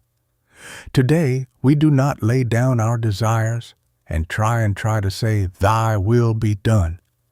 But we know that our will is His will, and we can say with an exaltation of spirit, it is His will that we meet His will, and we can meet it unafraid. Happiness and unhappiness are conditions of the mind and have nothing to do with real life. Life is full of curious contradictions and conditions, all set in motion by our own and other people's ignorance, and it is the position we assume toward these conflicting forces which determine whether we shall be happy or otherwise. It is no one's fault but our own if we are unhappy. It is no one's fault but our own if we are sick, poor, or full of lack. The whole scheme of existence makes for happiness, and all life is full, complete, serene, only awaiting our own awakening to that fact.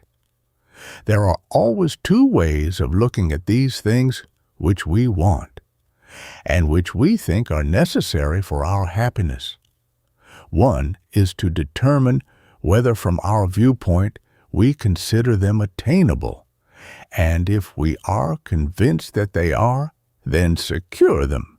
But if we are convinced that they are not, at least without great striving and resistance on our part, then lay them down and let them alone for that time. Get over wanting them until life brings them into our current.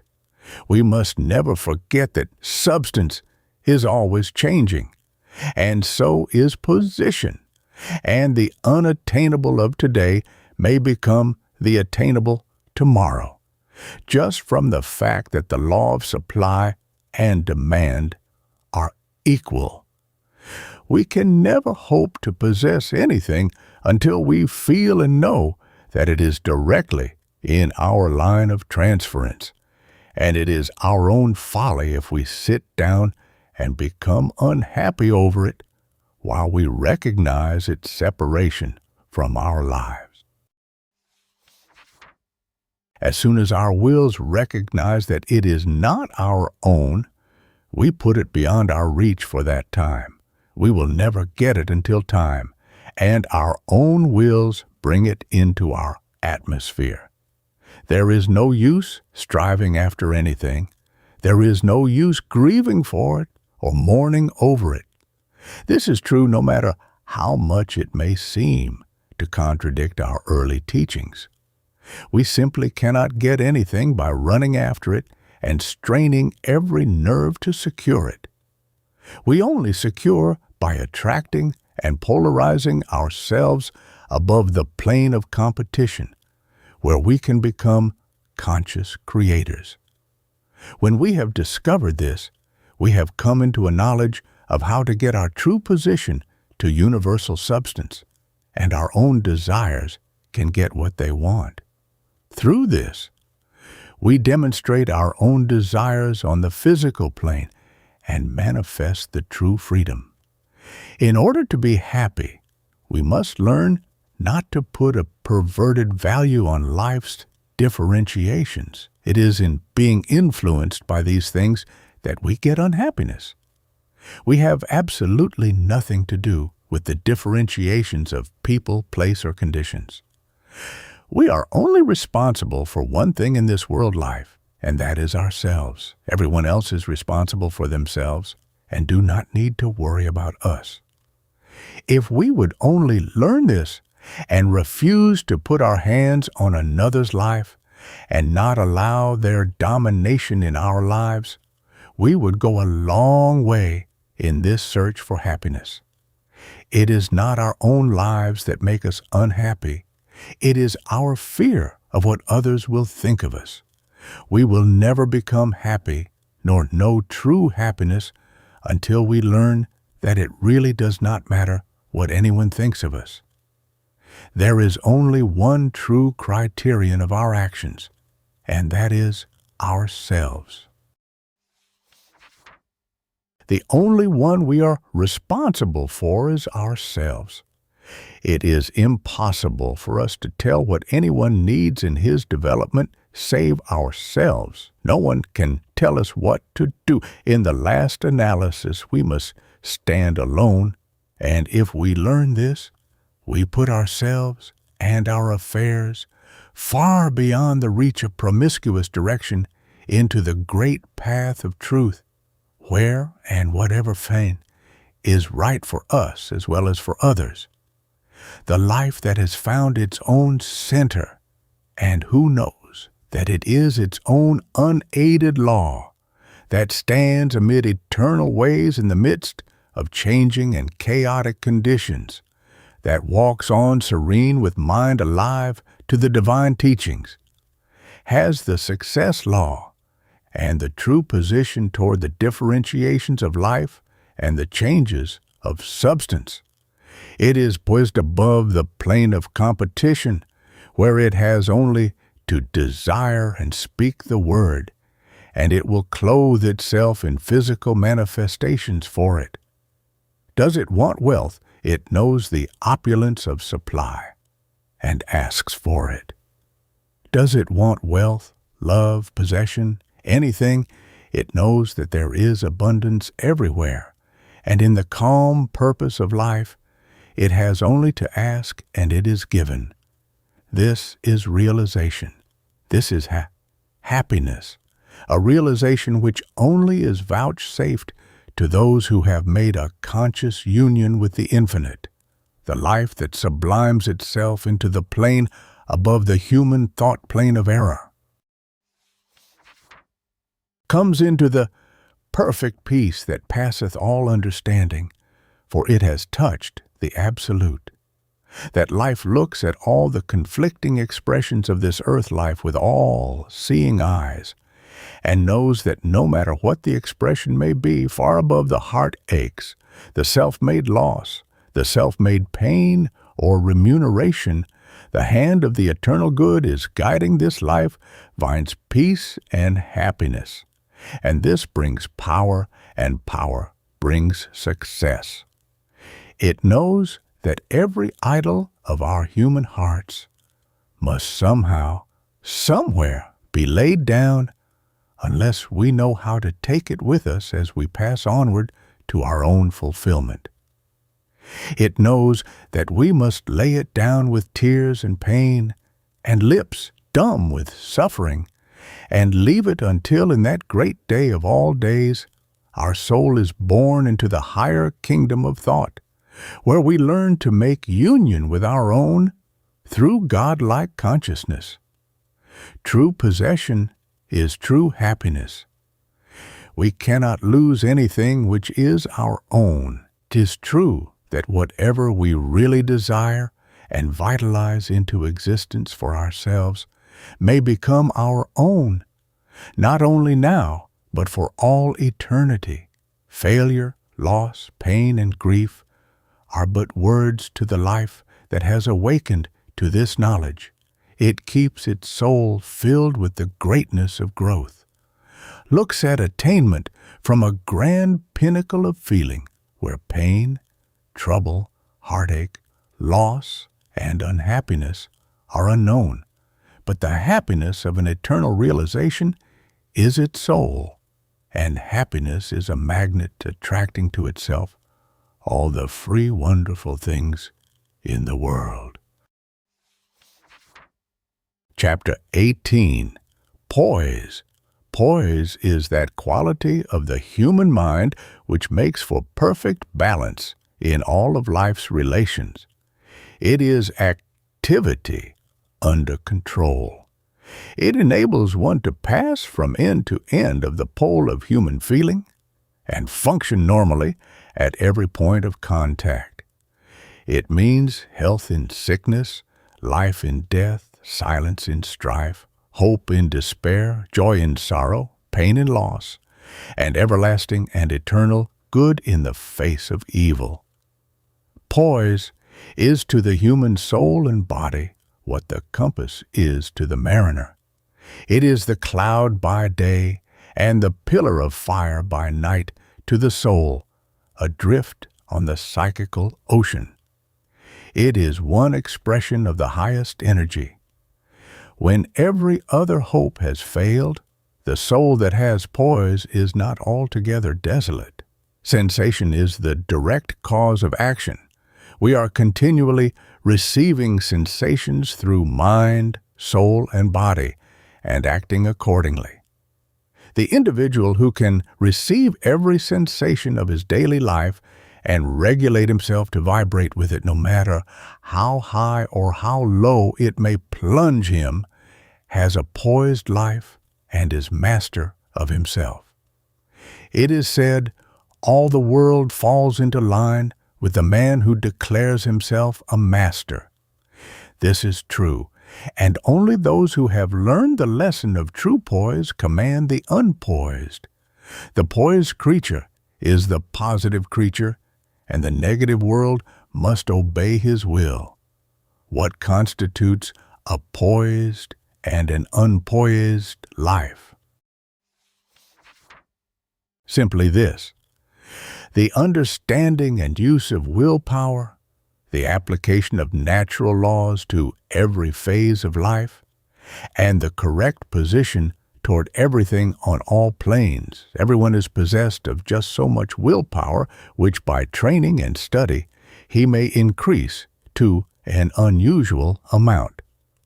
Given a certain amount of this quality, it is easy to see that the one who understands and uses his willpower increases his growth on all planes far in advance of the individual who does not know or refuses to know his true worth.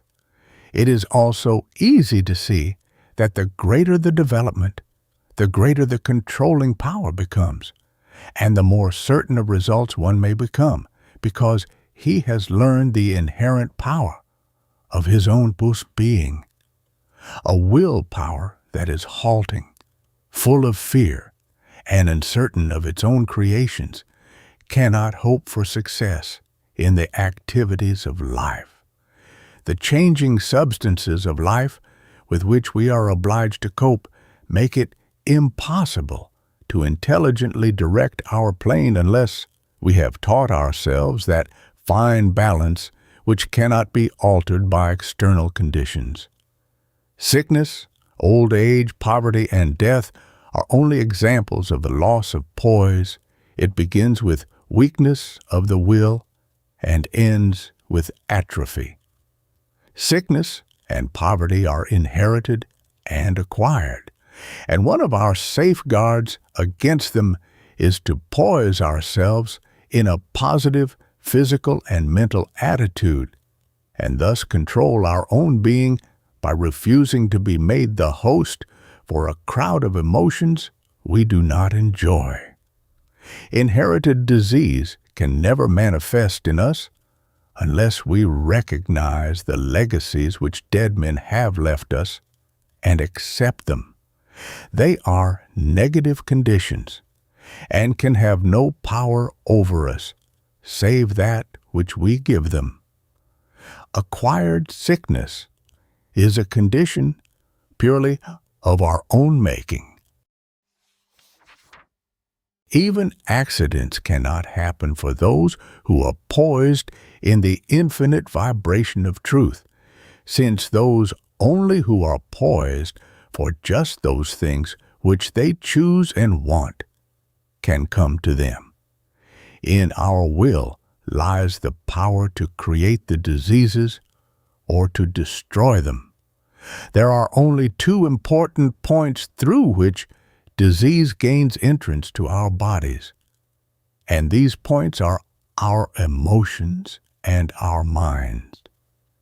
Our emotions sense a purely imaginary condition, and our wills send these imagings through our bodies in thought currents until the minute cell brain of our bodies receive them and register them in their consciousness until they can reproduce them in form.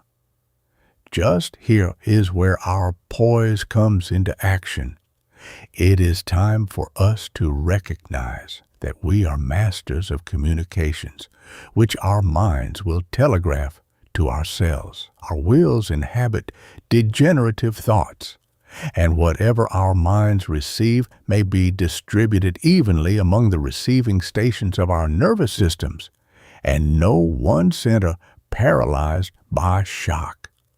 There are those who are so separated from this willpower and control that a sudden surprise or shocking news will render them unconscious, and in others reason has gone out, and even life itself. All these grades of emotion are rates of vibration, and poise is one of the highest rates of vibration known.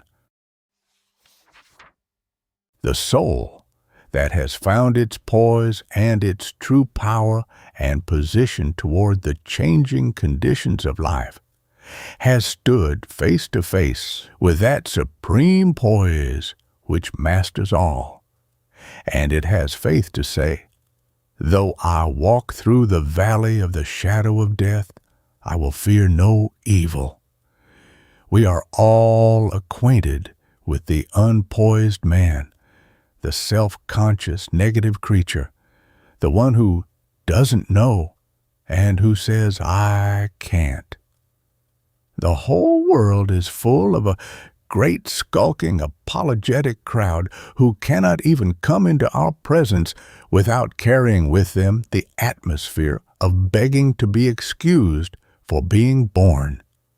This is the expression of the unpoised man, and it is he who has caused all the trouble between labor and capital in the world and will continue to cause it until the I in all these individuals is lifted up and placed where it should be by themselves. It never occurs to them that they can brace up and look the whole world in the face, and that they do not have anything they do not want. They do not know how to say no, and will never say no to things unless they mail. They simply go on allowing themselves to be bullied to death by stronger wills, which would gladly give them everything they want if they knew how to get it. They whine, groan, and curse, and then strikes and bombs tell the rest of their unpoised story. The poised man does not need any of this. In fact, he will not accept it. He is strong and creative. He knows what he wants and how to get it. He is not influenced by outside talk. He has inborn right of purpose. He is neither sick, poor, nor downtrodden simply because he refuses to be. No sweatshops for him, and if he ever runs one himself, it is because he, like 1,000 others, sees this great world full of unpoised human lives in which they can traffic, which seems only fit to be sweated, and because he, with others of his kind, has not learned that greatest of all humanitarian lessons. As ye did it unto the least of these, ye did it unto me. The power of poise is great when used for evil. It is divine when directed toward the uplifting of self and the race. The first step toward poise is to cast out fear. There is nothing in all the world of which we need be afraid. We must know this, say it, feel it, and live it until it stands out in our lives, a part of our every action, and we have passed into mental freedom. Be sure that we are the highest expression of life on this plane and have absolute dominion over our lives. We must never waver in our mental mastery. After we have secured our own freedom, set about getting it externally. We can have what we want, and what we want is the very best thing for us to have. It is our consciousness trying to get into expression. Do not let anyone else think for us. We have to become our own masters before we can have any force with anyone else. Advice is all right, but it does not amount to anything, only as it helps us to reach our own conclusions. Do not let us worry about what anybody will think of us. No man is our friend, and no man is our enemy, but all men are our teachers. We may do as we please. It is not really any matter what anyone thinks but ourselves. If others do not like what we do, let them leave us. We want companions in our life. Work not slaves, servants, or masters. The only thing that anyone is ever really responsible for is himself. It is his business to lift up the I, until by association with it all, men will be lifted up.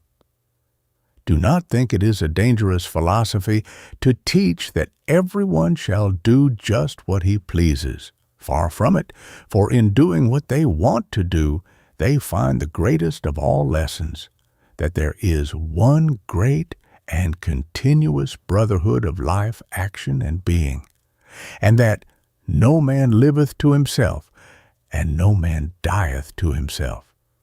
And when they always do as they please, their inborn sense of right will teach them to never please to do anything that is not for their own good and the good of the world at large. They will find the greatness of happiness in doing what they want, and they will want the whole world to be happy.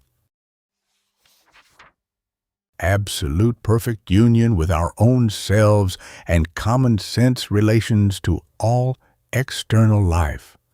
Belief in our own power of accomplishment and our own divine right to be what we will to be. Faith, hope, love toward all others, and that great worldwide charity that thinketh no evil. This is poise. And as we learn it on the human, physical plane of expression, we pass into the unseen psychic world of laws and become one with that great invisible world poise which never faileth. Poise in life. Human conscience is the deep spiritual fulcrum through which man can pull his own material universe into form. Poise in the center means power outside, and poise and power become the foundation for a success that is eternal. Chapter 19. Rules of the game. There is a game called life which all men know. Some play it with wide open eyes, while others risk their all upon one throw, and throwing lack the craft to load the dice. This throwing and lacking the craft to load the dice is the failure side of effort, and the winner in the game is he who plays with a complete and perfect understanding. Every game has rules. There is not the simplest thing in the world which is not governed by its own law, and to learn how to operate this law is the game men play everywhere. The thing we call life is man's master game, and the one who understands all the rules of life is the winner in just the degree that he plays fair. He may cheat and lie and shift his hand and win for a time, but the universal master of the game checkmates him when, in some unguarded moment, he lays down his hand. There are great eternal rules in the game of life which must be regarded, and we violate these rules at our peril. Before we can begin to study the rules, we have to learn that one half of life is wholly dependent upon man. The Lord hath need of thee is written, and universal consciousness is everywhere waiting for men to manifest it. God has long since finished his work in this sphere.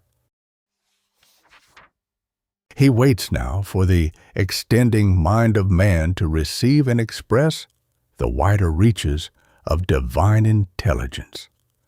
When we awaken to the first knowledge of the game of life and study the rules, we find 4 great rules set, and no amount of questioning, resistance, or denial ever changes them.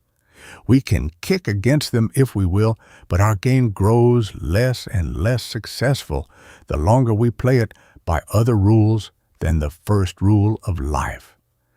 These are the 4 great rules in the game of life, and man must master them if he ever wishes to succeed. First, thou shalt have no other gods before me. Second, as a man thinketh in his heart, so is be. Third, resist not evil.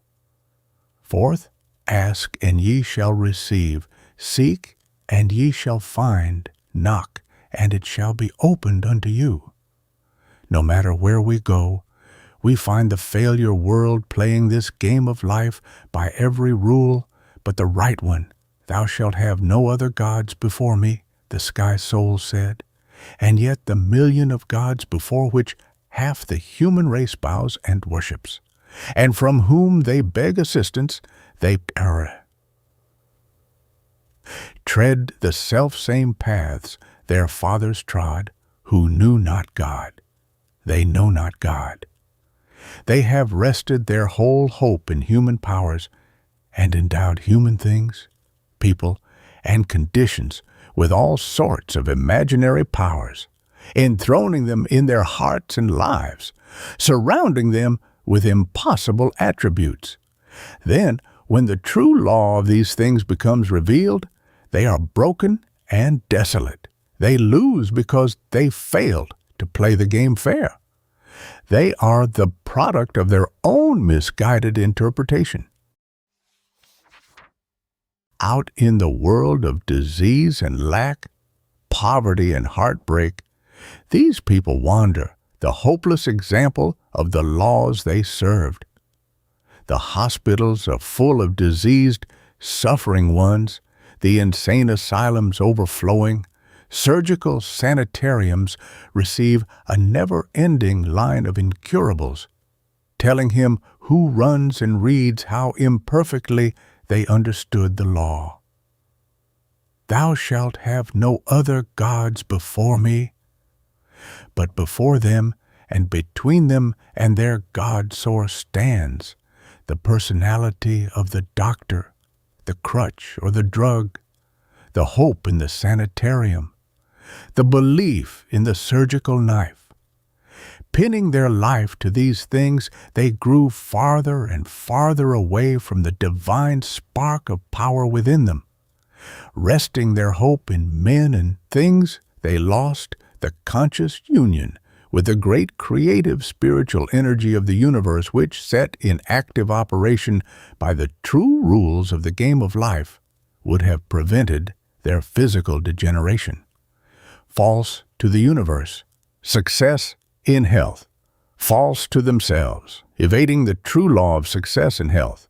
They become the worked-out sentence of their own judgment, and they themselves are discards from the universal pack. In the world of material gain, commercial and industrial success, this law of violation of the true rules falls with as sure a blow as it does in the flesh. Thou shalt have no other gods before me. And yet here, struggling for supremacy, men seek to rise through the power and influence of their fellow men. They look for help everywhere but to the true source within themselves and the universal. They think men can give and that men can take away, when the true rule is that no one but ourselves can do this. When we link ourselves with the universal and create our own in consciousness, men must pass it to us by divine law. It is the great universal rule of the game of supply. If men can give, then men can take away. And the one who works with this belief in his heart is playing false to the true rule, and he must fail. For he builds this law for himself. The one who rises through the power and influence of another has only passive possession, and he must somewhere surrender everything that is not his own and pass it into the higher law of active possession. No one can take our own away, and our own is just what we create for ourselves, and we create it by recognizing it in the universal, and then looking to men to bring it to us or connect us with it.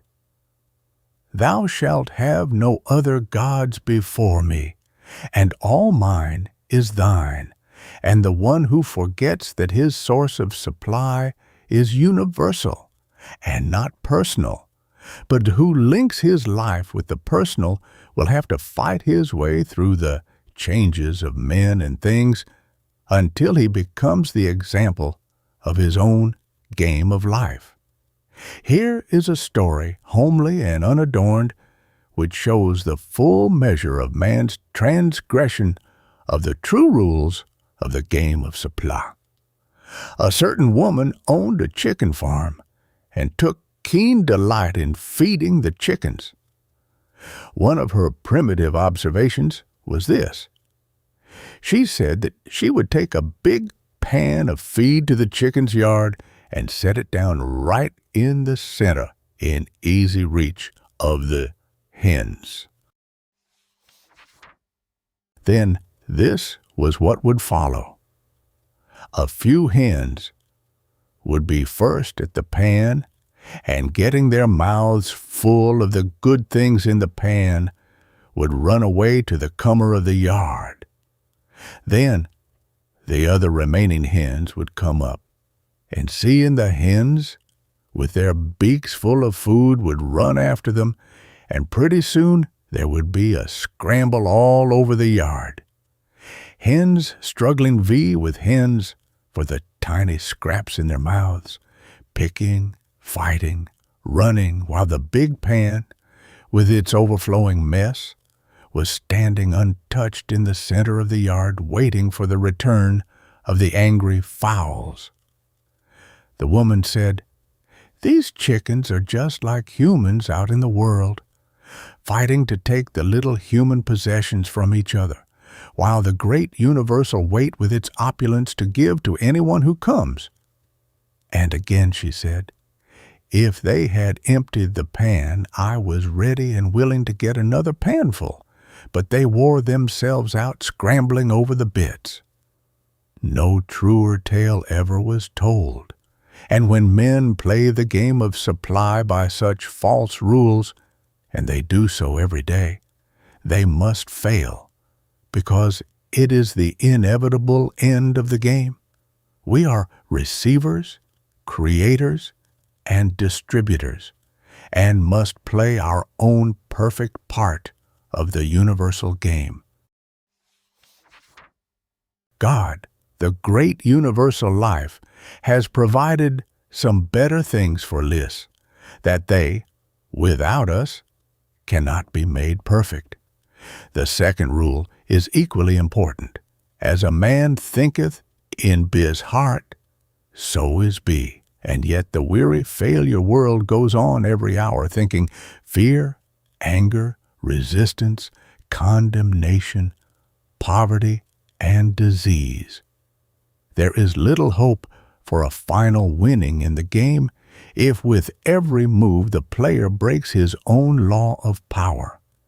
Faith is an all-abiding necessity according to the universal rule: faith in God, faith in man, and faith in our own power. To think the thoughts which will give ourselves the environment and people, everything just as we would have them, this is the great command, and there is not a thing in all the world but that thinking makes it so. What folly it is to spend our hours thinking of everything in the world that we do not want, when with another thought move we can change the whole game for ourselves and for others. The failure world is saturated with doubt and uncertainty. I can't and I don't know are their devils. They haunt their sleep and follow in their waking hours. The game of life is spoiled because with these things dogging their footsteps, they lose the memory of the true rule, and their hearts are filled with thoughts that become things of fear or evil and dwells with them. The failure world always asks for a certainty before it will accept or consent. The success world fills its heart with thoughts of the thing it desires and lets these thoughts build it into a divine faith in the ultimate. As a man thinketh in his heart, so is he. And the one who has to have a certainty before he ventures has lost before he begins, because there is nothing on this planet that is sure but changes. The one great changeless law of change will carry the law of success or failure through to its own end. The third rule, resist not evil. This rule demands persistent attention, and until one learns the higher laws of life and finds that there is really no evil, but that which we call evil is only unripe good. He will be continually in conflict, and conflict is one of the paths to failure. There are so many things that seem wrong or so impossible that one must have a consciousness as high as heaven to hold it all good and right. Yet the universal rule of the game of life was this: resist not evil, do good to them who despitefully use you. If a man smite thee on one cheek, turn to him the other also. In all the multitude of lives seeking for higher self-attainment, thousands forget this rule. They play by the rule of their own benighted consciousness, an eye for an eye, a tooth for a tooth. And as the game goes on, they find that they have won and lost. They have won their game, perhaps, but have lost love.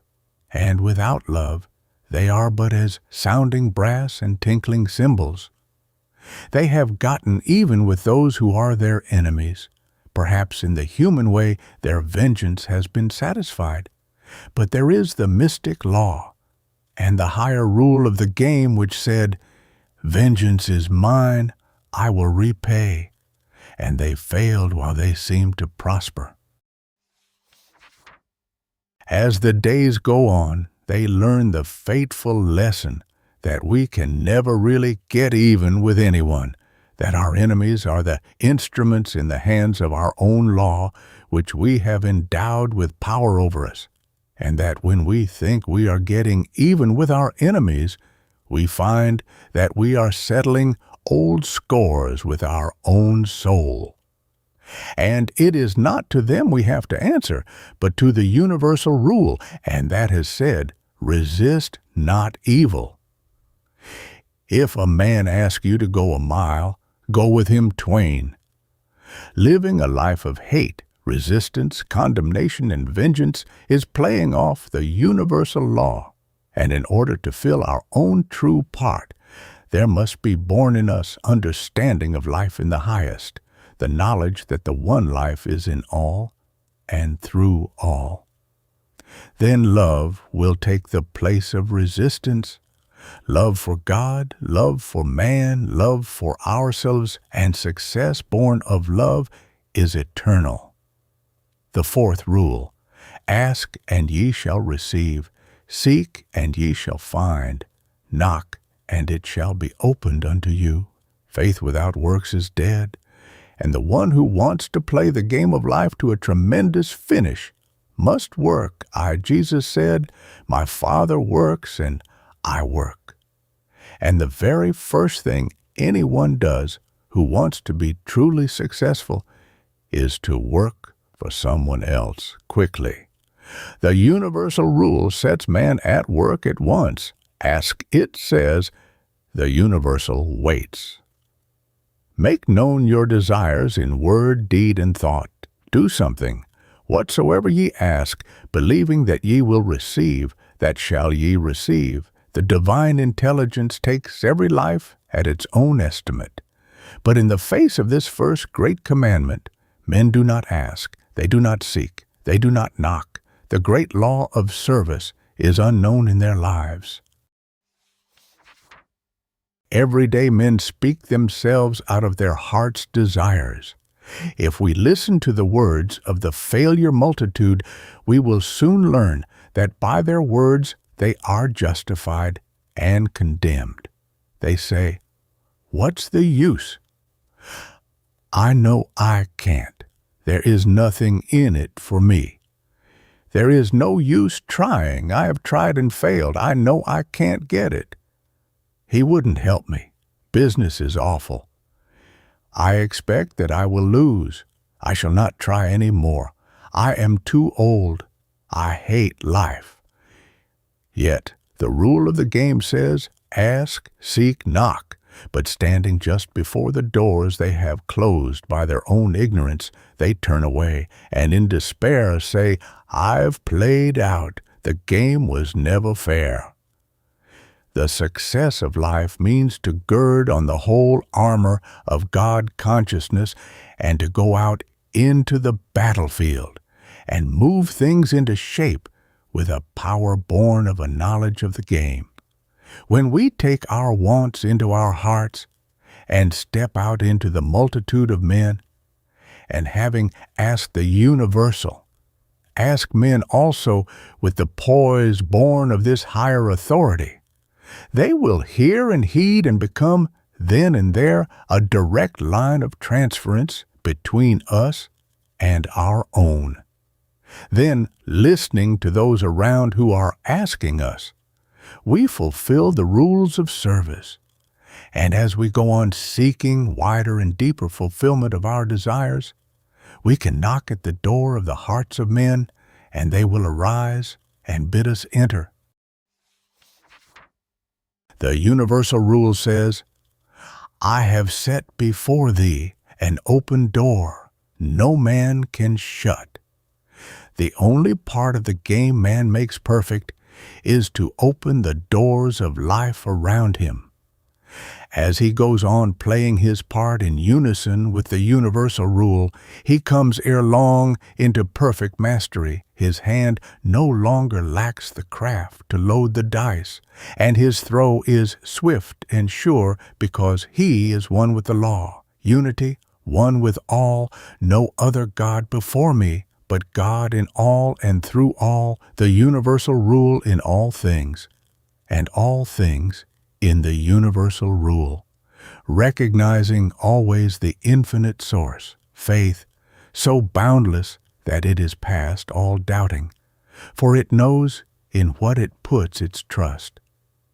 The human quality that can wait, and with nothing before and nothing behind, still know that it is the divine thinker of its own thoughts, and that as a man thinketh, so is he.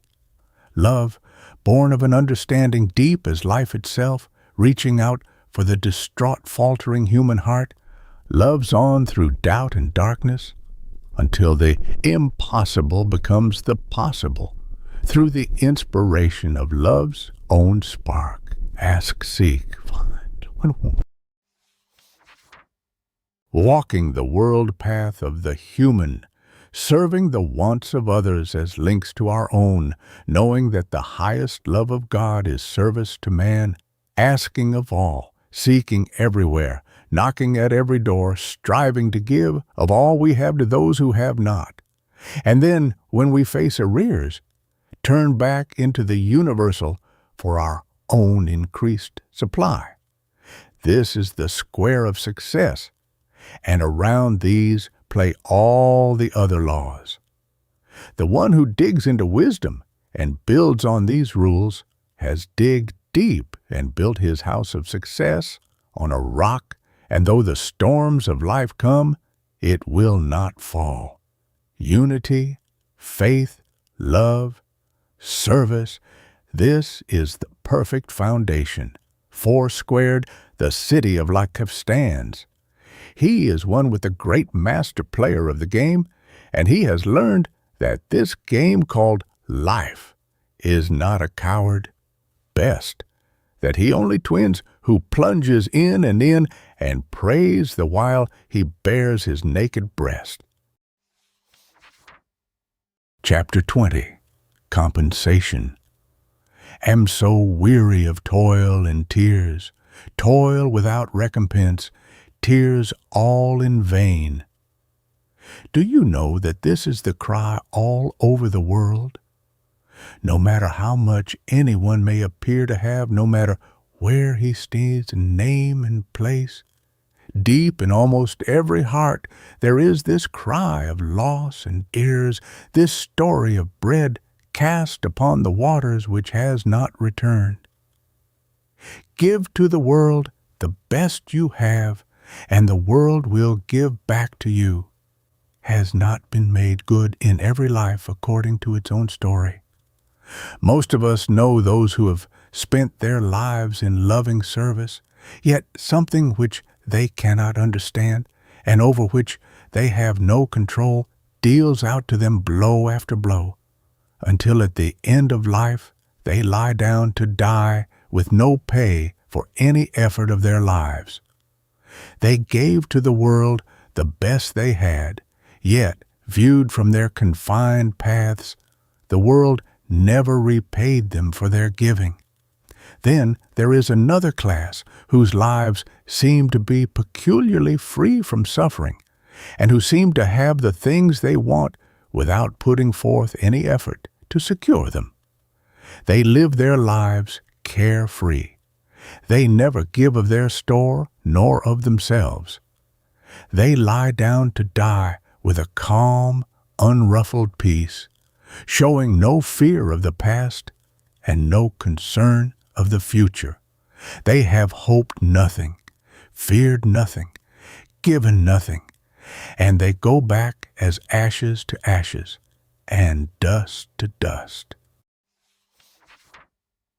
There is yet another class who give and receive, whose lives are beautiful, whose ways are ways of pleasantness, and all their paths are peace. Their lives are one long round of loving service, a giving and receiving which has had no beginning and no end, but always is. What makes the difference? Is it true that there is toil without recompense? Do we sow where we can never hope to gather? New Thought says no, it cannot be. It is an unwritten law that desire is the prophecy of its fulfillment. The law never takes one thing away, but something is given in return. There is no such thing as wasted effort. It has been written, "With what measure ye mete, it shall be meted unto you." The answer to this great loss and gain is within our own being. We always get what we concentrate for, and the conditions around us are the objective answers to our own prayers. Arnold says, "Ye suffer from yourselves, none other binds ye that ye weep and die." A life that pledges itself to a certain action, a certain development, gets that thing and all the other things which go with it, of which he was unconscious when he signed away his freedom. The law takes every man at his word. There is no coming in at a later hour and saying, "Oh, I did not mean it." The die has been cast. The threads carry out the pattern. Let us look at the question of compensation from an everyday practical standpoint. Do we want to become artists, actresses, physicians? Then the first thing we do is to consecrate ourselves to that work. The next thing is to begin along the line we have chosen. If an actress, we bear the poverty, the disappointments, the hours of toil and hardship, the chagrin and despair, until in some unexpected moment the compensation draws near. The time of our service ends in a larger service which we have bought for ourselves by our consecration. If we want to become artists, it is the same story. The hours of useless labor, when viewed from a world's position, the wasted daubs, the mistakes, the hours of waiting for public approval, and at last the goal. The same thing holds good in every field of labor, but the soul, which has fully felt the consecrating power, never lays down the struggle. It follows the beautiful vision of its inner senses. There are many whose lives have never reached the sweet land which they saw by promise, but they have been recompensed for their work by just the joy of doing. There are those who have given years of work and study to bring about a certain development, and have lain down and died with all of their work apparently unfinished.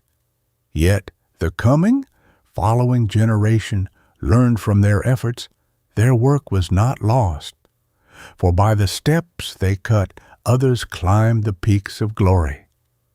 We must learn, too, that we can make no demand on the world in any way with any hope of realization, if we are not prepared to supply equal value to the world with the gift of ourselves. Consecration is the first step, then the way begins. That our feet stumble and our hearts bleed is but a condition of the way brought about by our ignorance. The soul which consecrates itself to service realizes its desire, but it must pay the price for such a gift, and the human price of service is often toil without recompense, as measured by our mortal comprehension. No matter what we want, we will find that we can get it if we are willing to pay the price, not always in our way, but in the way that will bring us towards the thing for which we have asked. Left to our own way, we would now and then go in a directly opposite path from our desires, for we cannot see the end from the beginning. But once we have made the consecration, if we find the path rough and winding, we cannot choose but go on. Compensation is eternal in the universe. We get what we ask for. If we mourn over our supply, it is because we do not understand the causes which we have set in motion, and are expecting perfect returns from imperfectly formulated plans. Those lives which seem so destitute of compensation are not really so. They have only made a mistake in interpreting it. In order to understand compensation, we must understand cause and effect and know that we only reap what we sow. The life which sows for service reaps service. For knowledge gets knowledge, love gets love. There is no escaping the harvest. But we do not always recognize the compensation, for it does not come to us invariably in the guise we expect. I know of a life that so wed love, kindness, and gratitude to another life for 15 years, and at the end of that time was robbed of honor, name, place, position, and everything that heart holds dear by the hand of the one whom it has served so well. Compensation? No, indeed. But do you think those years of faithful, loving service were lost? Never, they could not be. They were charged to the universal supply and had to be cashed in by that life somewhere. In the later years, a stranger, another life, brought back to this life the harvest of loving kindness and crowned it with joy, peace, and power. Compensation made perfect, only in another form. Compensation is always near us, but often we do not recognize it as our own. It may meet us in a new garb at any turn in the lane of life, but while our eyes are blinded with hot tears of loss, we cannot see it. We sow our seeds of desire, and the purple flowers of pain blossom around us, while we look in pained surprise for the white rose of our expectations. We have not learned that like attracts like, and that on the path the law is made perfect. We limit our compensation by our habit of renunciation. We have not yet dared grasp the full splendor of what we may possess. We allow ourselves to think that in order to grow, we must renounce, that one thing is sacrificed for another to be gained, when if we only knew it is the all-meal, that we can take every desire of our hearts with us onto the path, make them one in the one life, and reap our harvests from them all.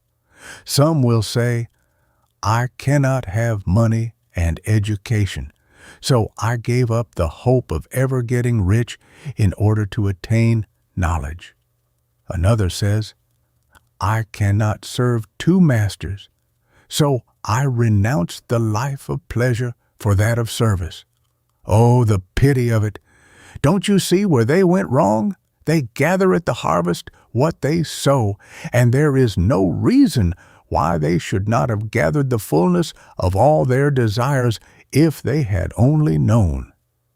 The life that sows service, pleasure, joy, peace, money, power, and every hope of its soul will gather the compensation of its sowing in same way or another day by day, because it is the mirroring law, the infinite substance. The human mind has limited itself. It has distoned the soul vision and forgotten the eternal promise, seek and ye shall find. To plant for the highest compensation is a matter of growth. Look deeply into your own lives and find out just what you want. Then ask yourselves if you're ready to pay the price for it. If you're ready, then consecrate yourselves to it and all that the consecration brings. And when you are looking for returns or recompense, be sure that you recognize your own when it comes. Do not limit yourselves. Take with you into this consecration everything that you want, and then do not complain of what you are called upon to pay for your gifts. Whatever comes to you in this consecration belongs to the path you consciously chose. Do not repine, but turn again and again in loving consecration, and soon you will come to that place where love of or care for compensation ceases, everything becomes a labor of love, or only the work of Him who sent you, and toil and tears will be swallowed up in the joy of divine compensation. Unanswered yet, nay, do not say ungranted. Perhaps thy work has not yet all been done. That work began when your first prayer was uttered, and God will finish what He has begun, if you will keep the incense burning brightly there. His glory you shall see someday, somewhere,